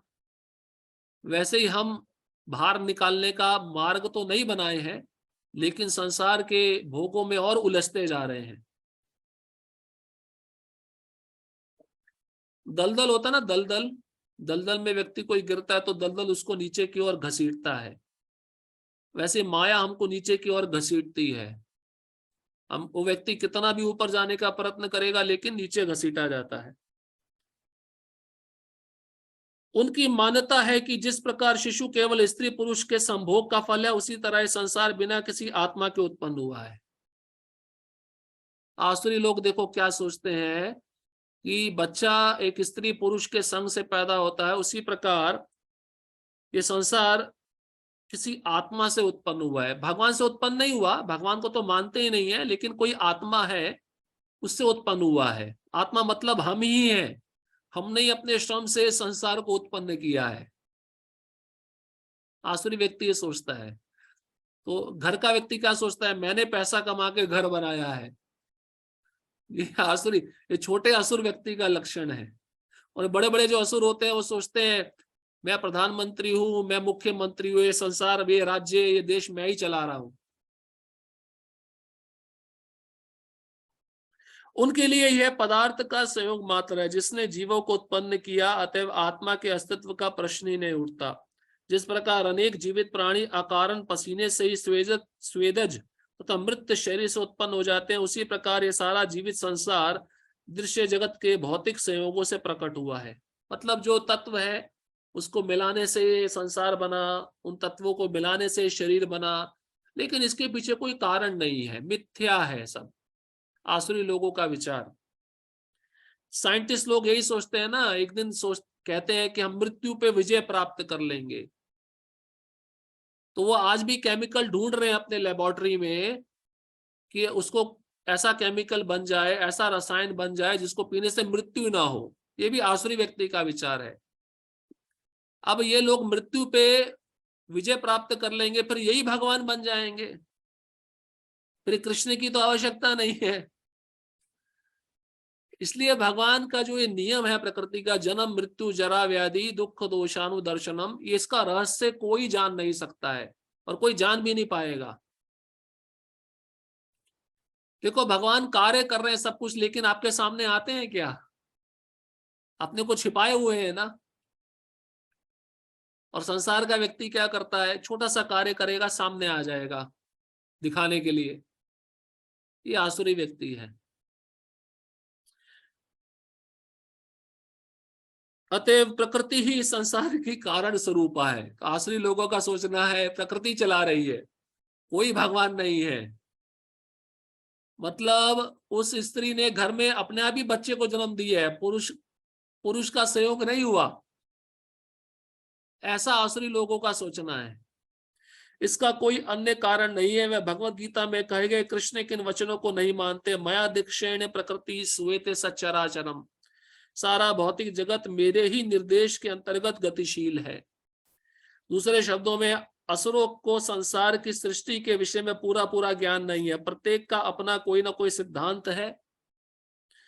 उनके अनुसार शास्त्रों की कोई एक व्याख्या दूसरी व्याख्या के समान है, क्योंकि वे शास्त्रीय आदेशों के मानक ज्ञान में विश्वास नहीं करते। जैसे साइंटिस्ट लोग होते हैं, एक थ्योरी बनाते हैं और कुछ समय के बाद उसी थ्योरी को काट कर एक नया थ्योरी बना देते हैं। सत्य पे कोई आधार नहीं है उनका, सत्य स्थायी भी नहीं है। क्यों? क्योंकि शास्त्र के आदेशों को नहीं मान रहे। ऐसे लोग भी आसुरी माने गए हैं।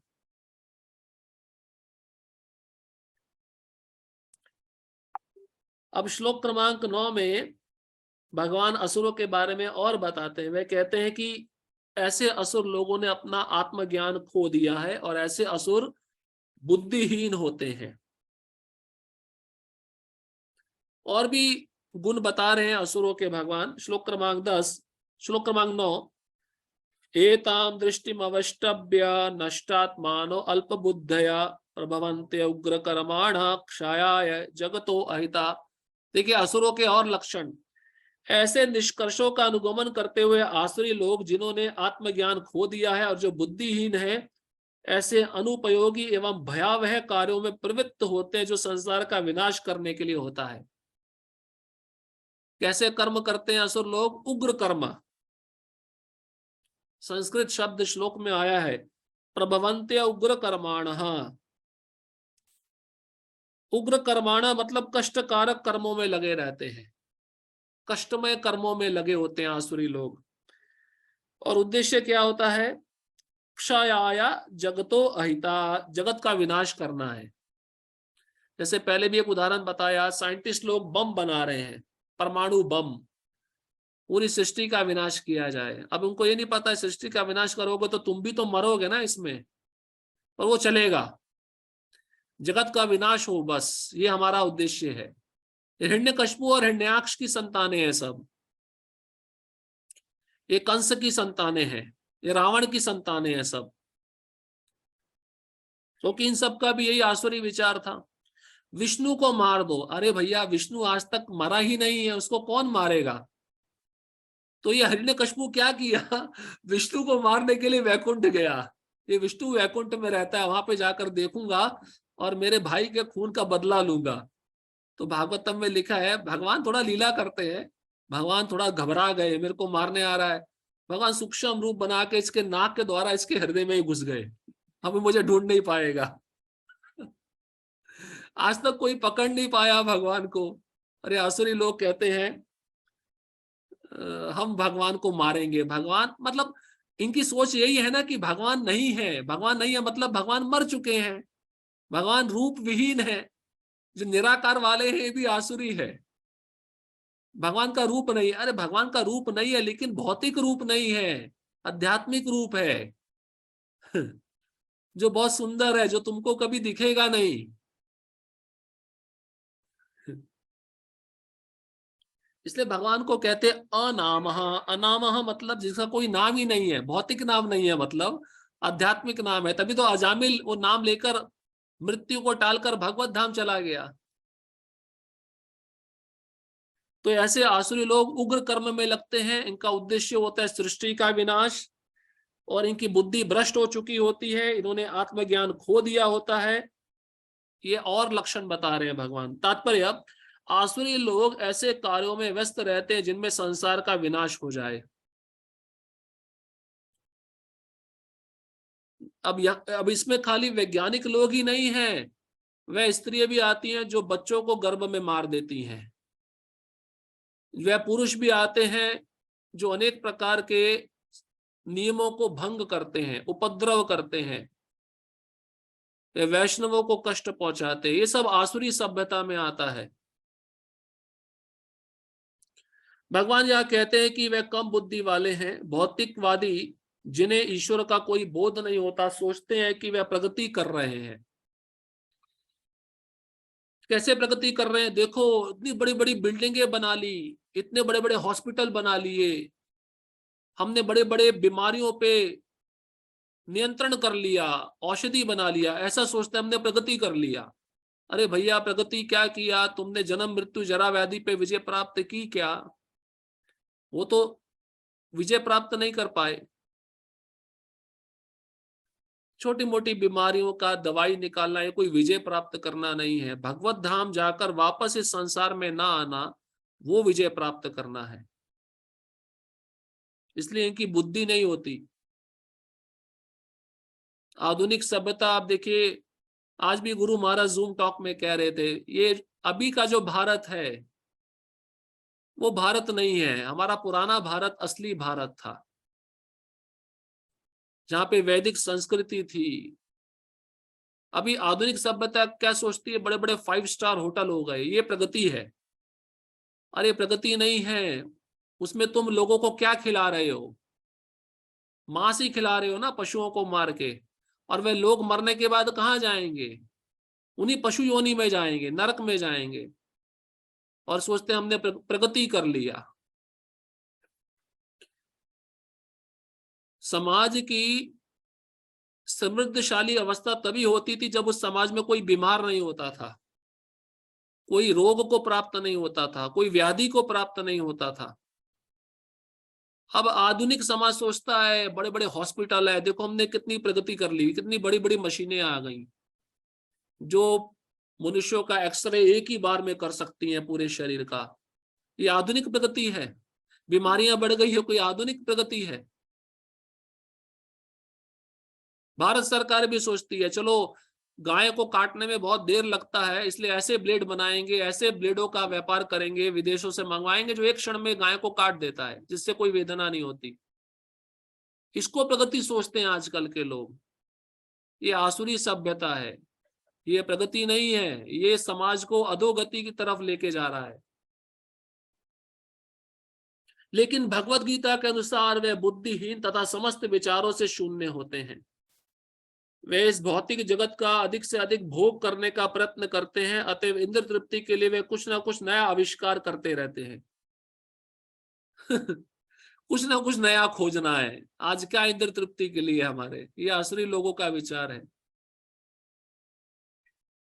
और भी उदाहरण है, अभी दिल्ली में टाटा ऑटो एक्सपो लगा हुआ है, नई नई गाड़ियों का प्रदर्शन लगा है। लोगों को गाड़ियों का बहुत शौक होता है।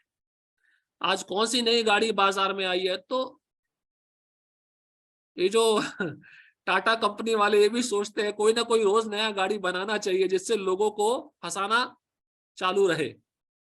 तो नई नई गाड़ियां प्रदर्शन लगा देते हैं, उसका इतना कीमत, और लोग भी पागलों की तरह टिकट खरीद के देखने के लिए जाते हैं, जबकि खरीद नहीं सकते, लेकिन देखने में ही आनंद आता है उनको। देख कर ही आनंद लेते हैं, भोग करते हैं, खरीद नहीं सकते हैं क्योंकि दाम बहुत है। ये सब आसुरी सभ्यता चल रही है। इसलिए प्रभुपाद जी कहते थे हमारी वैदिक संस्कृति क्या सिखाती है, अगर एक मनुष्य है उसके पास 1 एकड़ जमीन है, गाय है, जमीन पे वो खेती करे, फसल उगाए, सब्जियां उगाए, गाय से दूध ले, अपना परिवार खुश रहेगा। एक चीज को प्राप्त करने के लिए उसको कितनी चीजें आवश्यकता पड़ती है, जुटानी पड़ती है, आप सोचिए। ऐसे भौतिक आविष्कारों को मानव सभ्यता का विकास माना जाता है। अब देखिए प्रभुपाद जी कहते हैं वो गाड़ी खरीद भी लिया, इतनी गाड़ियां चल रही है, रास्ता तो उतना ही है, ट्रैफिक जाम होगा, एयर पॉल्यूशन बढ़ेगा, एक्सीडेंट होगा, ज्यादा मौतें होंगी। एक समस्या को हल करने में कितनी समस्याएं हम पैदा कर रहे हैं। ये हम सोचते हैं ये आधुनिक समाज की प्रगति है। यही आसुरी लोगों का लक्षण है। और आपको पता है भारत ही एक ऐसा देश है जहां पे सबसे ज्यादा रोड एक्सीडेंट होते हैं। पूरी दुनिया में नंबर 1 देश भारत है जहां पे सबसे ज्यादा रोड एक्सीडेंट होते हैं और जिसमें सबसे ज्यादा लोगों की मौत होती है। लेकिन इसका दुष्परिणाम यह होता है कि लोग अधिकाधिक हिंसक तथा क्रूर होते जाते हैं। वे पशुओं के प्रति क्रूर हो जाते हैं और अन्य मनुष्यों के प्रति भी। तो जितनी ज्यादा प्रगति कर रहा है व्यक्ति, उसका स्वभाव कैसा बनता है? क्रूरता। मनुष्य के प्रति भी क्रूरता और पशुओं के प्रति भी क्रूरता। उन्हें इसका कोई ज्ञान नहीं कि एक दूसरे से किस प्रकार व्यवहार किया जाए। आसुरी लोगों में पशुवध अत्यंत प्रधान होता है। तो आसुरी लोग सबसे ज्यादा मांस खाते हैं, पशुओं का वध करते हैं। ऐसे लोग संसार के शत्रु समझे जाते हैं क्योंकि वे अंततः ऐसा आविष्कार कर लेंगे या कुछ ऐसी सृष्टि कर देंगे जिससे सबका विनाश हो जाए। क्योंकि मारने की ही भावना बनी हुई है ना। अब उनके मन में यही विचार आता है कि हम कुछ ऐसा वस्तु बनाएं जिससे दूसरों को नुकसान पहुंचे।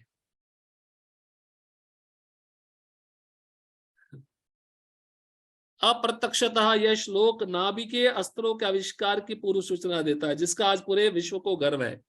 नाभिकीय शस्त्र मतलब परमाणु बम। प्रभुपाद जी वैज्ञानिकों के बारे में बता रहे हैं।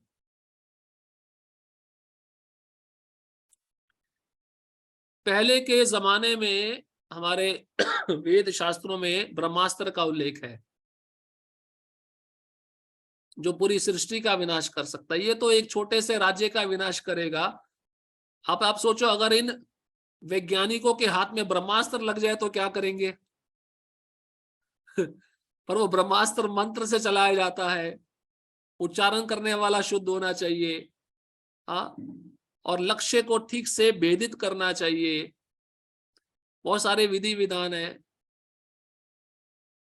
तो एक देखो विचारों में भी कितना अंतर है। अर्जुन जो था वह ब्रह्मास्त्र कभी चलाता नहीं था। जब अश्वत्थामा ने अर्जुन को मारने के लिए ब्रह्मास्त्र छोड़ा तब उसने भगवान से पूछा मैं क्या करूं। ब्रह्मास्त्र छोड़ सकता था अर्जुन, अर्जुन को पूरा अधिकार है, उसने विद्या प्राप्त की है, लेकिन भगवान को पूछ रहा है मैं क्या करूं। ये दैवी गुण संपन्न वाले व्यक्ति का लक्षण है। जब भी उस पर कुछ मुसीबत आती है तो वह भगवान के पास जाता है। और भगवान ने देखो क्या कहा, भगवान ने कहा तुम भी छोड़ दो ब्रह्मास्त्र। उसने ब्रह्मास्त्र छोड़ने से पहले विधि विधान के नीति नियमों का पालन किया। क्या पालन किया? अगर आप भागवतम पढ़ेंगे वहां पे बताते उसने आचमन किया सबसे पहले बैठ के पूर्व दिशा की ओर। आचमन करने के बाद उसने भगवान की परिक्रमा की, भगवान को पूरा साष्टांग प्रणाम किया, फिर उसने ब्रह्मास्त्र को छोड़ा। ऐसे ही भक्ति में भी भक्त कभी कभार आसुरी बन जाते हैं, बिना मंत्र का उच्चारण किए प्रसाद खाने लगते हैं। गुरु को देखते तो प्रणाम ही नहीं करते हैं। गुरु का उच्चिष्ट चाहिए लेकिन प्रणाम नहीं करना, ये आसुरी विचार के ही भक्त होते हैं। इसलिए और अभी देखिए अब विचारों में इतना अंतर हो गया। अब अर्जुन जो है इतना विधि विधान का पालन करके ब्रह्मास्त्र छोड़ रहा है और उसको वापस लेना भी आता था। वो ब्रह्मास्त्र ऐसा है, अगर जिसने चलाया है वो सृष्टि का विनाश नहीं करना चाहता या जिस लक्ष्य को उसने भेदा है उसका विनाश नहीं करना चाहता तो वापस भी खींच सकता है, इतनी भी शक्ति होती है। लेकिन यहाँ पे परमाणु बम छोड़ दिया तो वापस आएगा क्या? वो उस और यहाँ पे कोई उद्देश्य नहीं है छोड़ने का, यहाँ पे तो दूसरे को खत्म करना है बस। तो विचारों में कितना अंतर है। उस समय तो अगर शस्त्र को छोड़ा जाता था तो विधि विधान था उसका, उसको वापस लेने का भी एक विशेष अधिकार था, लेकिन अभी तो कुछ नहीं है। इसलिए आसुरी विचार बहुत ज्यादा हावी होते जा रहे हैं और लोग सोचते हैं कि हमें गर्व करना चाहिए, हमारा देश परमाणु बम वाला देश है, एक गर्व होना चाहिए। भारत की कभी ऐसी संस्कृति नहीं रही। आज गुरु महाराज बता रहे थे, कितना सुंदर अर्थ बताया भारत का। भा मतलब कृष्ण भावना भावित, और रत मतलब जो सदैव कृष्ण भावना भावित में निमग्न है, वो है भारत।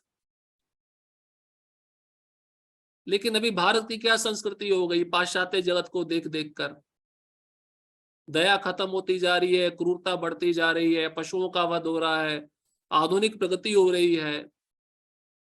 भारत इसके लिए नहीं बना है। किसी भी क्षण युद्ध हो सकता है और ये परमाणु हथियार विनाश लीला उत्पन्न कर सकते हैं। आपको पता है अमेरिका के पास एक ऐसा बटन है, उस बटन को किसी ने दबा दिया तो परमाणु बम ही निकलते रहेंगे, बंद नहीं होंगे, पूरी सृष्टि खत्म हो जाएगी। ऐसे ऐसे बम बनाए हुए हैं इन साइंटिस्ट लोगों ने।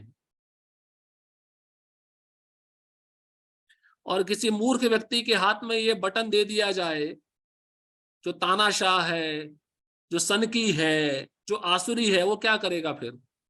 वो तो बोलेगा आज तो मैं किसी को छोड़ने वाला नहीं, अभी मुझे पूरा मौका मिल गया। ऐसी वस्तुएं संसार के विनाश के उद्देश्य से उत्पन्न की जाती हैं और यहाँ पर इसका संकेत किया गया, ईश्वर के प्रति अविश्वास के कारण ही ऐसे हथियारों का आविष्कार मानव समाज में किया जाता है। वह संसार की शांति तथा संपन्नता के लिए नहीं होते। तो प्रभुपाद जी कारण बता रहे हैं, ऐसे शस्त्रों का उपयोग, ऐसे शस्त्रों का आविष्कार क्यों? क्योंकि भगवान पे श्रद्धा नहीं है, भगवान है ही नहीं। इसी के कारण ये साइंटिस्ट लोग इतने बड़े बड़े बम बनाते हैं, परमाणु हथियार बनाते हैं। और ये सब चीजें संसार की शांति के लिए नहीं है। संसार की शांति के लिए तो कृष्ण भावना भावित जीवन है। जितना व्यक्ति जल्दी समझेगा कि मैं कृष्ण का दास हूं और कृष्ण की सेवा में जितना जल्दी लगेगा उतना जल्दी उसको शांति मिलेगी। अब अगले श्लोक से 20 श्लोक तक आसुरी लोगों के कार्य तथा उसके परिणाम। आसुरी लोग क्या क्या कार्य करते हैं और उसका परिणाम क्या होता है। मतलब असुरों की मनोवृत्ति और उनका आचरण बताया जा रहा है। श्लोक क्रमांक 10। काममाश्रित्य दुष्पूरम दम्भमान मदान्विता मोहात् गृहीत्वा सद्ग्राहान् प्रवर्तन्ते अशुचि व्रता। देखिए बारंबार शब्द आ रहा है अशुचि, ये अपवित्र होते हैं।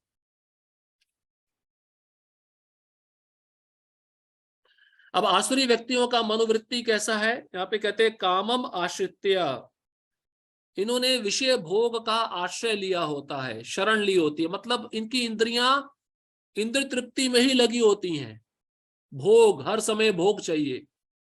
जैसे हिरण्यकशिपु था ना, उसके बारे में बताया गया है शराब पीता रहता था, शराब पीने से उसकी आंखें गोल गोल घूमती रहती थी, उसको अप्सराएं चाहिए थी। तो ऐसे आसुरी लोगों के लिए काम होता है, काम मतलब स्त्री और पैसा, बस दो चीजें।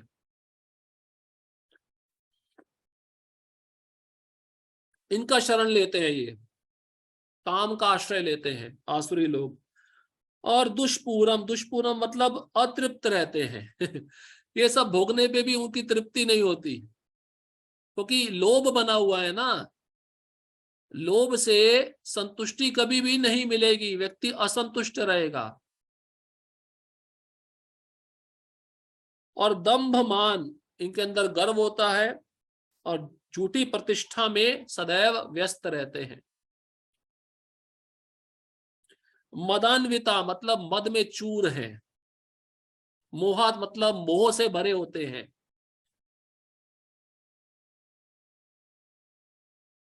तो ये सब चीजें जब इनके अंदर रहेगी तो बताते हैं क्षणभंगुर, असत मतलब क्षणभंगुर, ये संसार क्षणभंगुर है, ये शरीर क्षणभंगुर है, लेकिन इसको सत्य मानते हैं।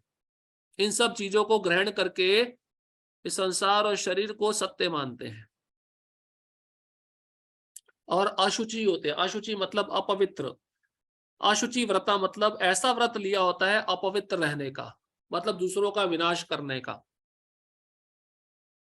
कभी न संतुष्ट होने वाले काम का आश्रय लेकर तथा गर्व के मद एवं मिथ्या प्रतिष्ठा में डूबे हुए आसुरी लोग इस तरह मोहग्रस्त होकर सदैव क्षणभंगुर वस्तुओं के द्वारा अपवित्र कर्म का व्रत लिए रहते हैं। ये काम कभी संतुष्ट हुआ है? इच्छाएं कभी पूरी हुई है? इच्छाएं पूरी हो गई तो और इच्छाएं आ जाती हैं, इसलिए काम का आश्रय लेते हैं जो कभी पूरा नहीं होता। तात्पर्य यहाँ पर आसुरी मनोवृत्ति का वर्णन हुआ है। असुरों में काम कभी तृप्त नहीं होता। काम मतलब भौतिक भोग, भोग इच्छाएं, और काम का अर्थ स्त्री, धन, मान, सम्मान, ये सब भी होता है। वे भौतिक भोग के लिए अपनी अतृप्त इच्छाएं बढ़ाते चले जाते हैं। तो आज मेरे पास इतना है, कल उतना होना चाहिए, इनका विचार इस तरह से होता है। हमेशा धन को बढ़ाना, हमेशा ऐश्वर्य को बढ़ाना। यद्यपि वे क्षणभंगुर वस्तुओं को स्वीकार करने के कारण सदैव चिंतामग्न रहते, तो भी वे मोहवश ऐसे कार्य करते जाते हैं। चिंतामग्न क्यों रहते हैं? हमारी शक्ति कोई ले ना ले, हमारा शत्रु कौन है, शत्रु का पता लगा के उसको मरवाना, तो चिंता का विषय इनके मन में ये बना रहता है। इसलिए आप देखिए अमेरिका और रशिया दोनों कट्टर दुश्मन हैं, तो किसके पास ज्यादा परमाणु हथियार हैं, कौन किसको मारेगा, कौन कितनी प्रगति कर रहा है, तो हर एक देश को चिंता रहती है कि मेरे से देश, दूसरा देश कोई आगे ना बढ़ जाए। इसलिए चिंता का कारण यही है कि नंबर 1 पोजीशन पे मैं रहूं, और जो नंबर 1 को मेंटेन करने में लगा रहेगा ना, उसको चिंता बहुत सताएगी। पद आ गया तो उसको मेंटेन कैसे किया जाए, उस मेंटेन करने में ही उसको बहुत चिंता लगी रहती है, हाय कोई मेरा पद छीन ना ले। अब यही चल रहा है, चाइना, अमेरिका, रशिया, होड़ लगी है कौन नंबर 1 पे जाएगा। उसमें भारत भी आ गया है, धीरे धीरे वो भी सोचेगा मैं भी नंबर 1 पे आऊं।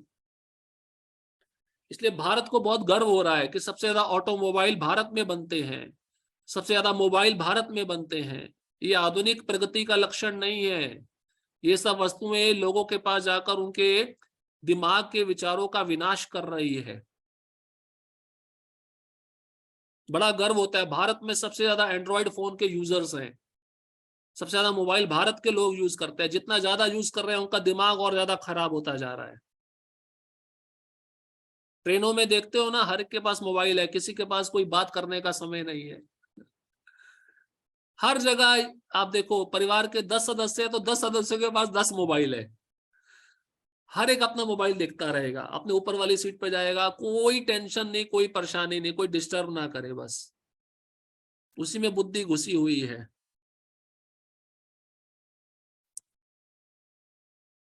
मोह में रहते हैं, उन्हें कोई ज्ञान नहीं होता, अतः वे ये नहीं कह पाते कि वे गलत दिशा में जा रहे हैं, क्योंकि उनको लगता है जो गलत दिशा में हम जा रहे हैं वो सही है, गलत है ही नहीं। पहले भी बताया ना, तमोगुनी व्यक्ति सही को गलत और गलत को सही मानता है। तो ये गलत दिशा में जा रहे हैं, इनको लगता है नहीं हम सही हैं, आप हमें गलत कैसे बोल रहे हो। पंडित तो हम है, ज्ञानी तो हम है, तुम्हारे पास कोई ज्ञान नहीं है। ये कृष्ण भावनामृत वाले हैं ना, इनके पास कोई ज्ञान नहीं, आप हमको मत समझाओ। क्षणभंगुर वस्तुओं को स्वीकार करने के कारण वे अपना निजी ईश्वर निर्माण कर लेते हैं, अपने निजी मंत्र बना लेते हैं और तदनुसार कीर्तन करते हैं। प्रभुपाद जी लिख रहे हैं, क्षणभंगुर वस्तुओं को स्वीकार किया तो सबसे पहला परिणाम अपना ईश्वर बना लिया। अपना निजी ईश्वर कौन है? सचिन, सचिन तेंदुलकर, उसके नाम का, उसके विग्रह, उसका मंदिर है दक्षिण भारत में, लोग पूजा करते हैं। आप सोचो, फिल्म एक्टर लोगों का मंदिर बना हुआ है, उनकी पूजा की जाती है। ये अपना निजी ईश्वर निर्माण कर लिया, ये आसुरी सभ्यता है। और निजी मंत्र भी बना लेते हैं, अपना अपना मंत्र भी बना लेते हैं, इसमें भी कोई प्रॉब्लम नहीं है।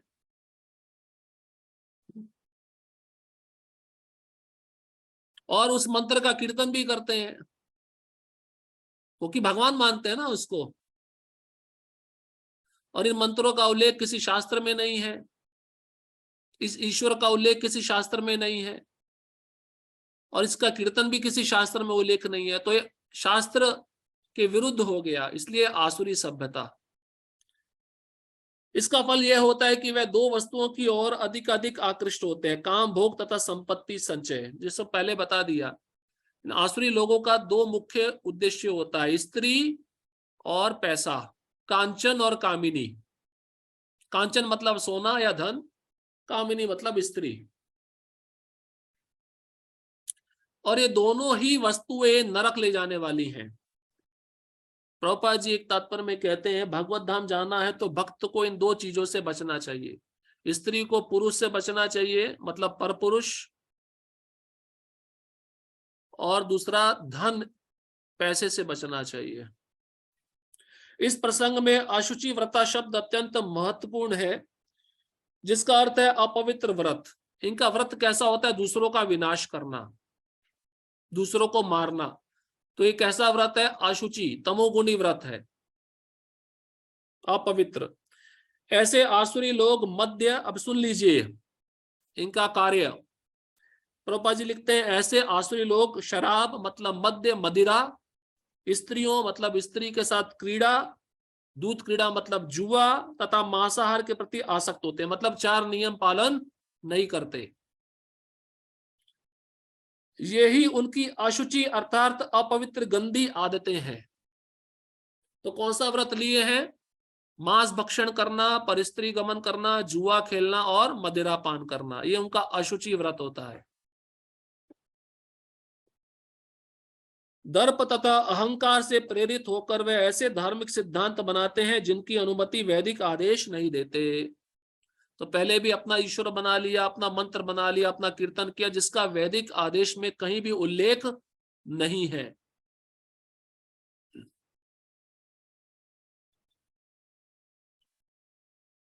यद्यपि ऐसे आसुरी लोग अत्यंत निंदनीय होते हैं, लेकिन संसार में कृत्रिम साधनों से ऐसे लोगों का झूठा सम्मान किया जाता है। तो संसार के लोग भी ऐसे लोगों को पूजते हैं। जो आसुरी हैं, उनकी पूजा की जाती है, क्योंकि बड़े बड़े पदों पे यही बैठे होते हैं। यद्यपि वे नरक की ओर बढ़ते रहते, लेकिन वे अपने को बहुत बड़ा मानते हैं। उनका गंतव्य क्या है, किस दिशा में जा रहे हैं, नरक की ओर, लेकिन क्या मानते हैं, हम बहुत बड़े व्यक्ति हैं।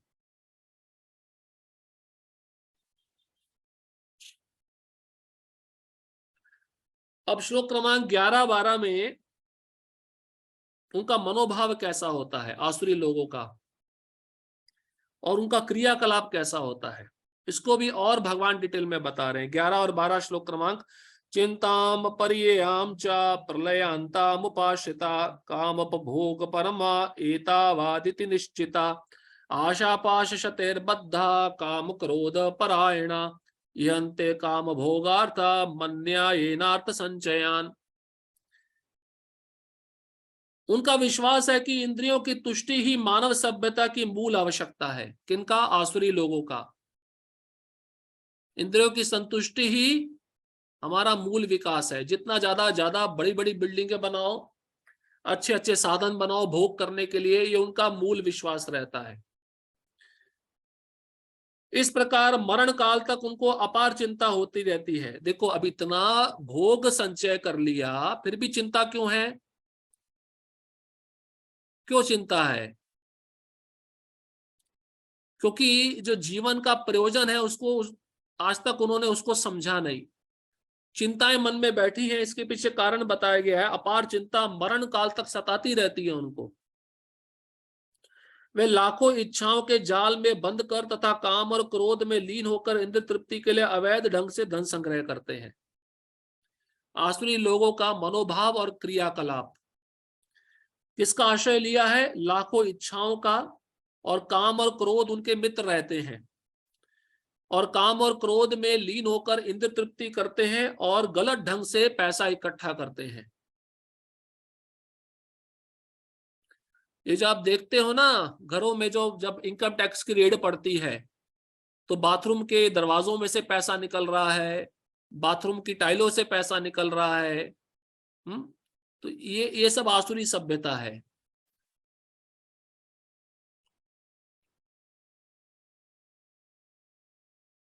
तात्पर्य, आसुरी लोग मानते हैं कि इंद्रियों का भोग ही जीवन का चरम लक्ष्य है, और वे आमरण इसी विचारधारा को धारण किए रहते हैं। मतलब मरते दम तक उनके अंदर इंद्रिय तृप्ति की इच्छा समाप्त नहीं होती, और इंद्रिय भोग ही उनका जीवन का लक्ष्य है। वे मृत्यु के बाद जीवन में विश्वास नहीं करते, जैसे पहले भी बताया है। आगे किसने देखा है जीवन है या नहीं है, इसी जीवन में मजा करो। वे ये नहीं जो मानते कि मनुष्य को इस जगत में अपने कर्म के अनुसार विविध प्रकार के शरीर धारण करने पड़ते हैं, इसको नहीं मानते। इतना तो समझ होना चाहिए, अगर इस संसार में हम कोई पाप करते हैं तो हमको कौन पकड़ लेता है, पुलिस पकड़ती है ना। पुलिस पकड़ के कहाँ ले जाती है, जेल में लेके जाती है, सजा मिलती है। इसी से समझ सकते हैं, अगर यहाँ पे हम पाप करेंगे, भगवान के नियमों के विरुद्ध जाकर कोई क्रियाकलाप करेंगे, तो भगवान ने भी तो कुछ एजेंसी बिठा रखी है ना दंड देने के लिए। इतना तो समझ होना चाहिए, और वो भी समझ नहीं होती इनके अंदर। जैसे पुलिस यहाँ के अपराधी को पकड़ती है, यमदूत मनुष्य के पाप कर्मों का ब्यौरा लेकर उसको यमराज के पास लेके जाते हैं। जैसे यहाँ की पुलिस के पास हथकड़ी है, यमदूतों के पास यमपाश है। यहाँ की हथकड़ी तो खुल जाती है, वहां का यमपाश खुलता नहीं है, कितना भी प्रयत्न करो, कितना भी जोर लगाओ। और वो आए हैं, यहाँ पे आप बेल देकर छूट सकते हो, वहां पे आप बेल नहीं दे सकते, पैरोल नहीं दे सकते। वो आएंगे तो लेके ही जाएंगे, छोड़ेंगे नहीं तुमको।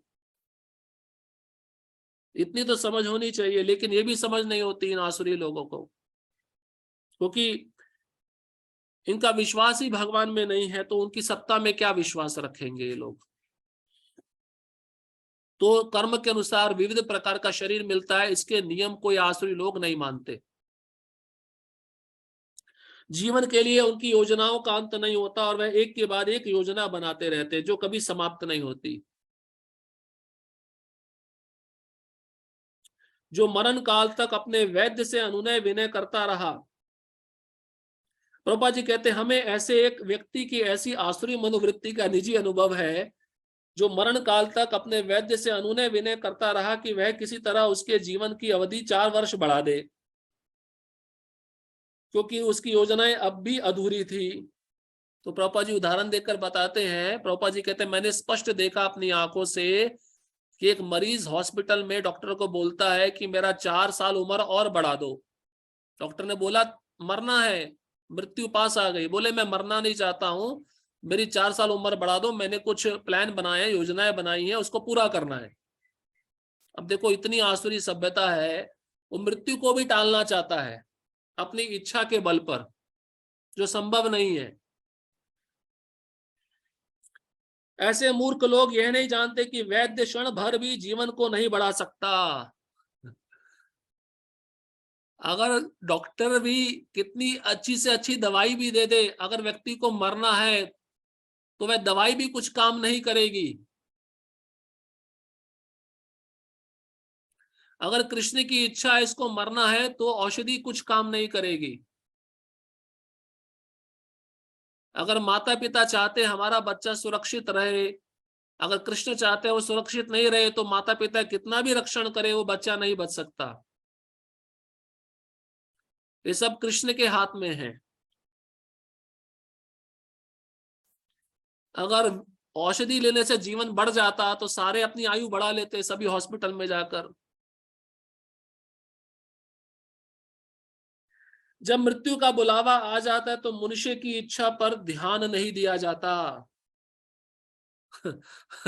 मृत्यु के सामने, यमदूतों के सामने वो कहे कि मेरे को छोड़ दो, मेरे को 2 साल दे दो, मैंने अभी अपने बच्चों का शादी नहीं किया, उनके बच्चों का चेहरा नहीं देखा, तो यमदूत क्या बोलेंगे?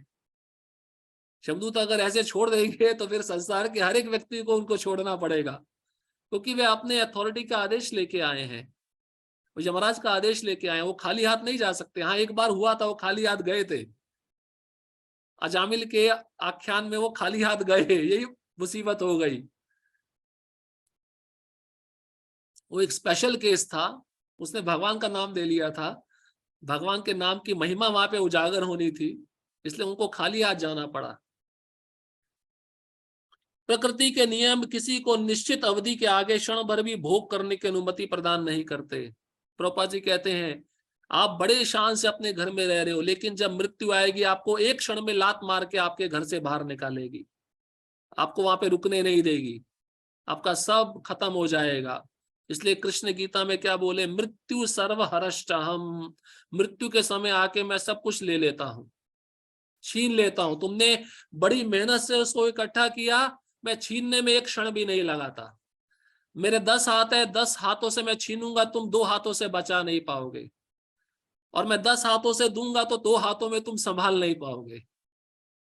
ये कृष्ण का इच्छा है। आसुरी मनुष्य जो ईश्वर या अपने अंतर में स्थित परमात्मा में श्रद्धा नहीं रखता, केवल इंद्र तृप्ति के लिए सभी प्रकार के पाप कर्म करता रहता है। तो मनुष्य के पाप कर्म का मूल क्या है? इंद्र तृप्ति। वह नहीं जानता कि उसके हृदय के भीतर एक साक्षी बैठा है। 12 प्रकार के साक्षी हैं, खाली हृदय में जो साक्षी है वो नहीं है। आकाश, पृथ्वी, जल, अग्नि, वायु, दिशाएं, सूर्य, चंद्र, संध्या, ये सब साक्षी हैं हमारे कर्मों के। इसलिए जो पापी व्यक्ति होता है, आसुरी होता है, इन साक्षियों को नहीं मानता। लेकिन जो भक्त है इन साक्षियों को मानता है, वे जानता है कि मेरे हर एक कर्म को ये सब साक्षी देख रहे हैं, और जैसा मैं आचरण करूंगा उसके अनुसार ही मुझे अगला शरीर प्राप्त होगा। परमात्मा प्रत्येक जीवात्मा के कार्यों को देखता रहता है। देखिए ऐसा कैमरा फिट किया है जिस कैमरे को हम नहीं देख सकते, लेकिन वो कैमरा हमको देख रहा है। ऐसा कैमरा यहाँ की सरकार बना सकती है? आप सोचो, ये भगवान का सूक्ष्म यंत्र है। आज तक कोई बच नहीं पाया, कोई बचेगा भी नहीं। ये अद्भुत सृष्टि है भगवान की। इसलिए जब इस सृष्टि को देखो तो कृष्ण का स्मरण करो। यहाँ के फूल को देखो, उसमें कितने रंग है, कृष्ण का स्मरण करो। यहाँ उस फूल में जो सुगंध सूंघ रहे हो, तब भी कृष्ण का स्मरण करो, वो कृष्ण से आ रही है।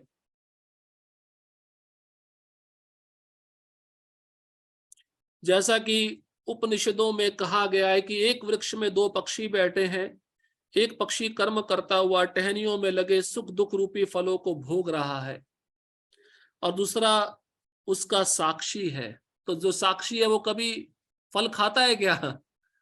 साक्षी तो स्वयं परमात्मा है जो हमारे हृदय में है, वो कभी फल नहीं खाता, वो देखता है, वो बेचारा राह देख रहा है कब ये जीव मेरी तरफ देखे, मेरी शरण में आए। लेकिन आसुरी मनुष्य को ना तो वैदिक शास्त्र का ज्ञान है, ना कोई श्रद्धा है। अतः वह इंद्रिय भोग के लिए कुछ भी करने के लिए अपने को स्वतंत्र मानता है, उसे परिणाम की परवाह नहीं रहती। तो आसुरी व्यक्ति का एक और लक्षण प्रभुपाद जी तात्पर्य के अंतिम पंक्ति में बताते हैं, वह स्वतंत्र मानता है अपने को। मैं किसी के अधीन नहीं हूं, मेरे मन में जो आएगा मैं करूंगा। तो अपनी स्वतंत्रता का दुरुपयोग ही कर रहा है, जिसके कारण उसको विविध प्रकार के शरीर प्राप्त होते हैं। तो भगवान इस प्रकार से आसुरी लोगों के क्रियाकलाप, मनोभाव, उनकी मनोवृत्ति, उनके गुण बता रहे हैं। देखो आसुरी के व्यक्ति का कितना डिटेल चर्चा है, लेकिन भगवान ने दैवी भक्तों के 3 श्लोक में बता के खत्म कर दिया, क्योंकि दैवी भक्त बहुत कम है ना, इस्कॉन के भक्त बहुत कम है, असुर ज्यादा, इसलिए असुरों का ज्यादा वर्णन कर रहे हैं भगवान। और आगे आने वाले श्लोक में बताएंगे इनके साथ मैं कैसे डीलिंग करता हूं। इनको मैं छोड़ूंगा नहीं, इनको मैं ऐसी जगह पे रखूंगा जहां से बाहर आ ही नहीं सकते। ये भी भगवान आगे बताएंगे। ठीक है, समाप्त करते हैं। हरे कृष्णा कृष्णा कृष्णा हरे हरे, हरे राम राम राम हरे हरे।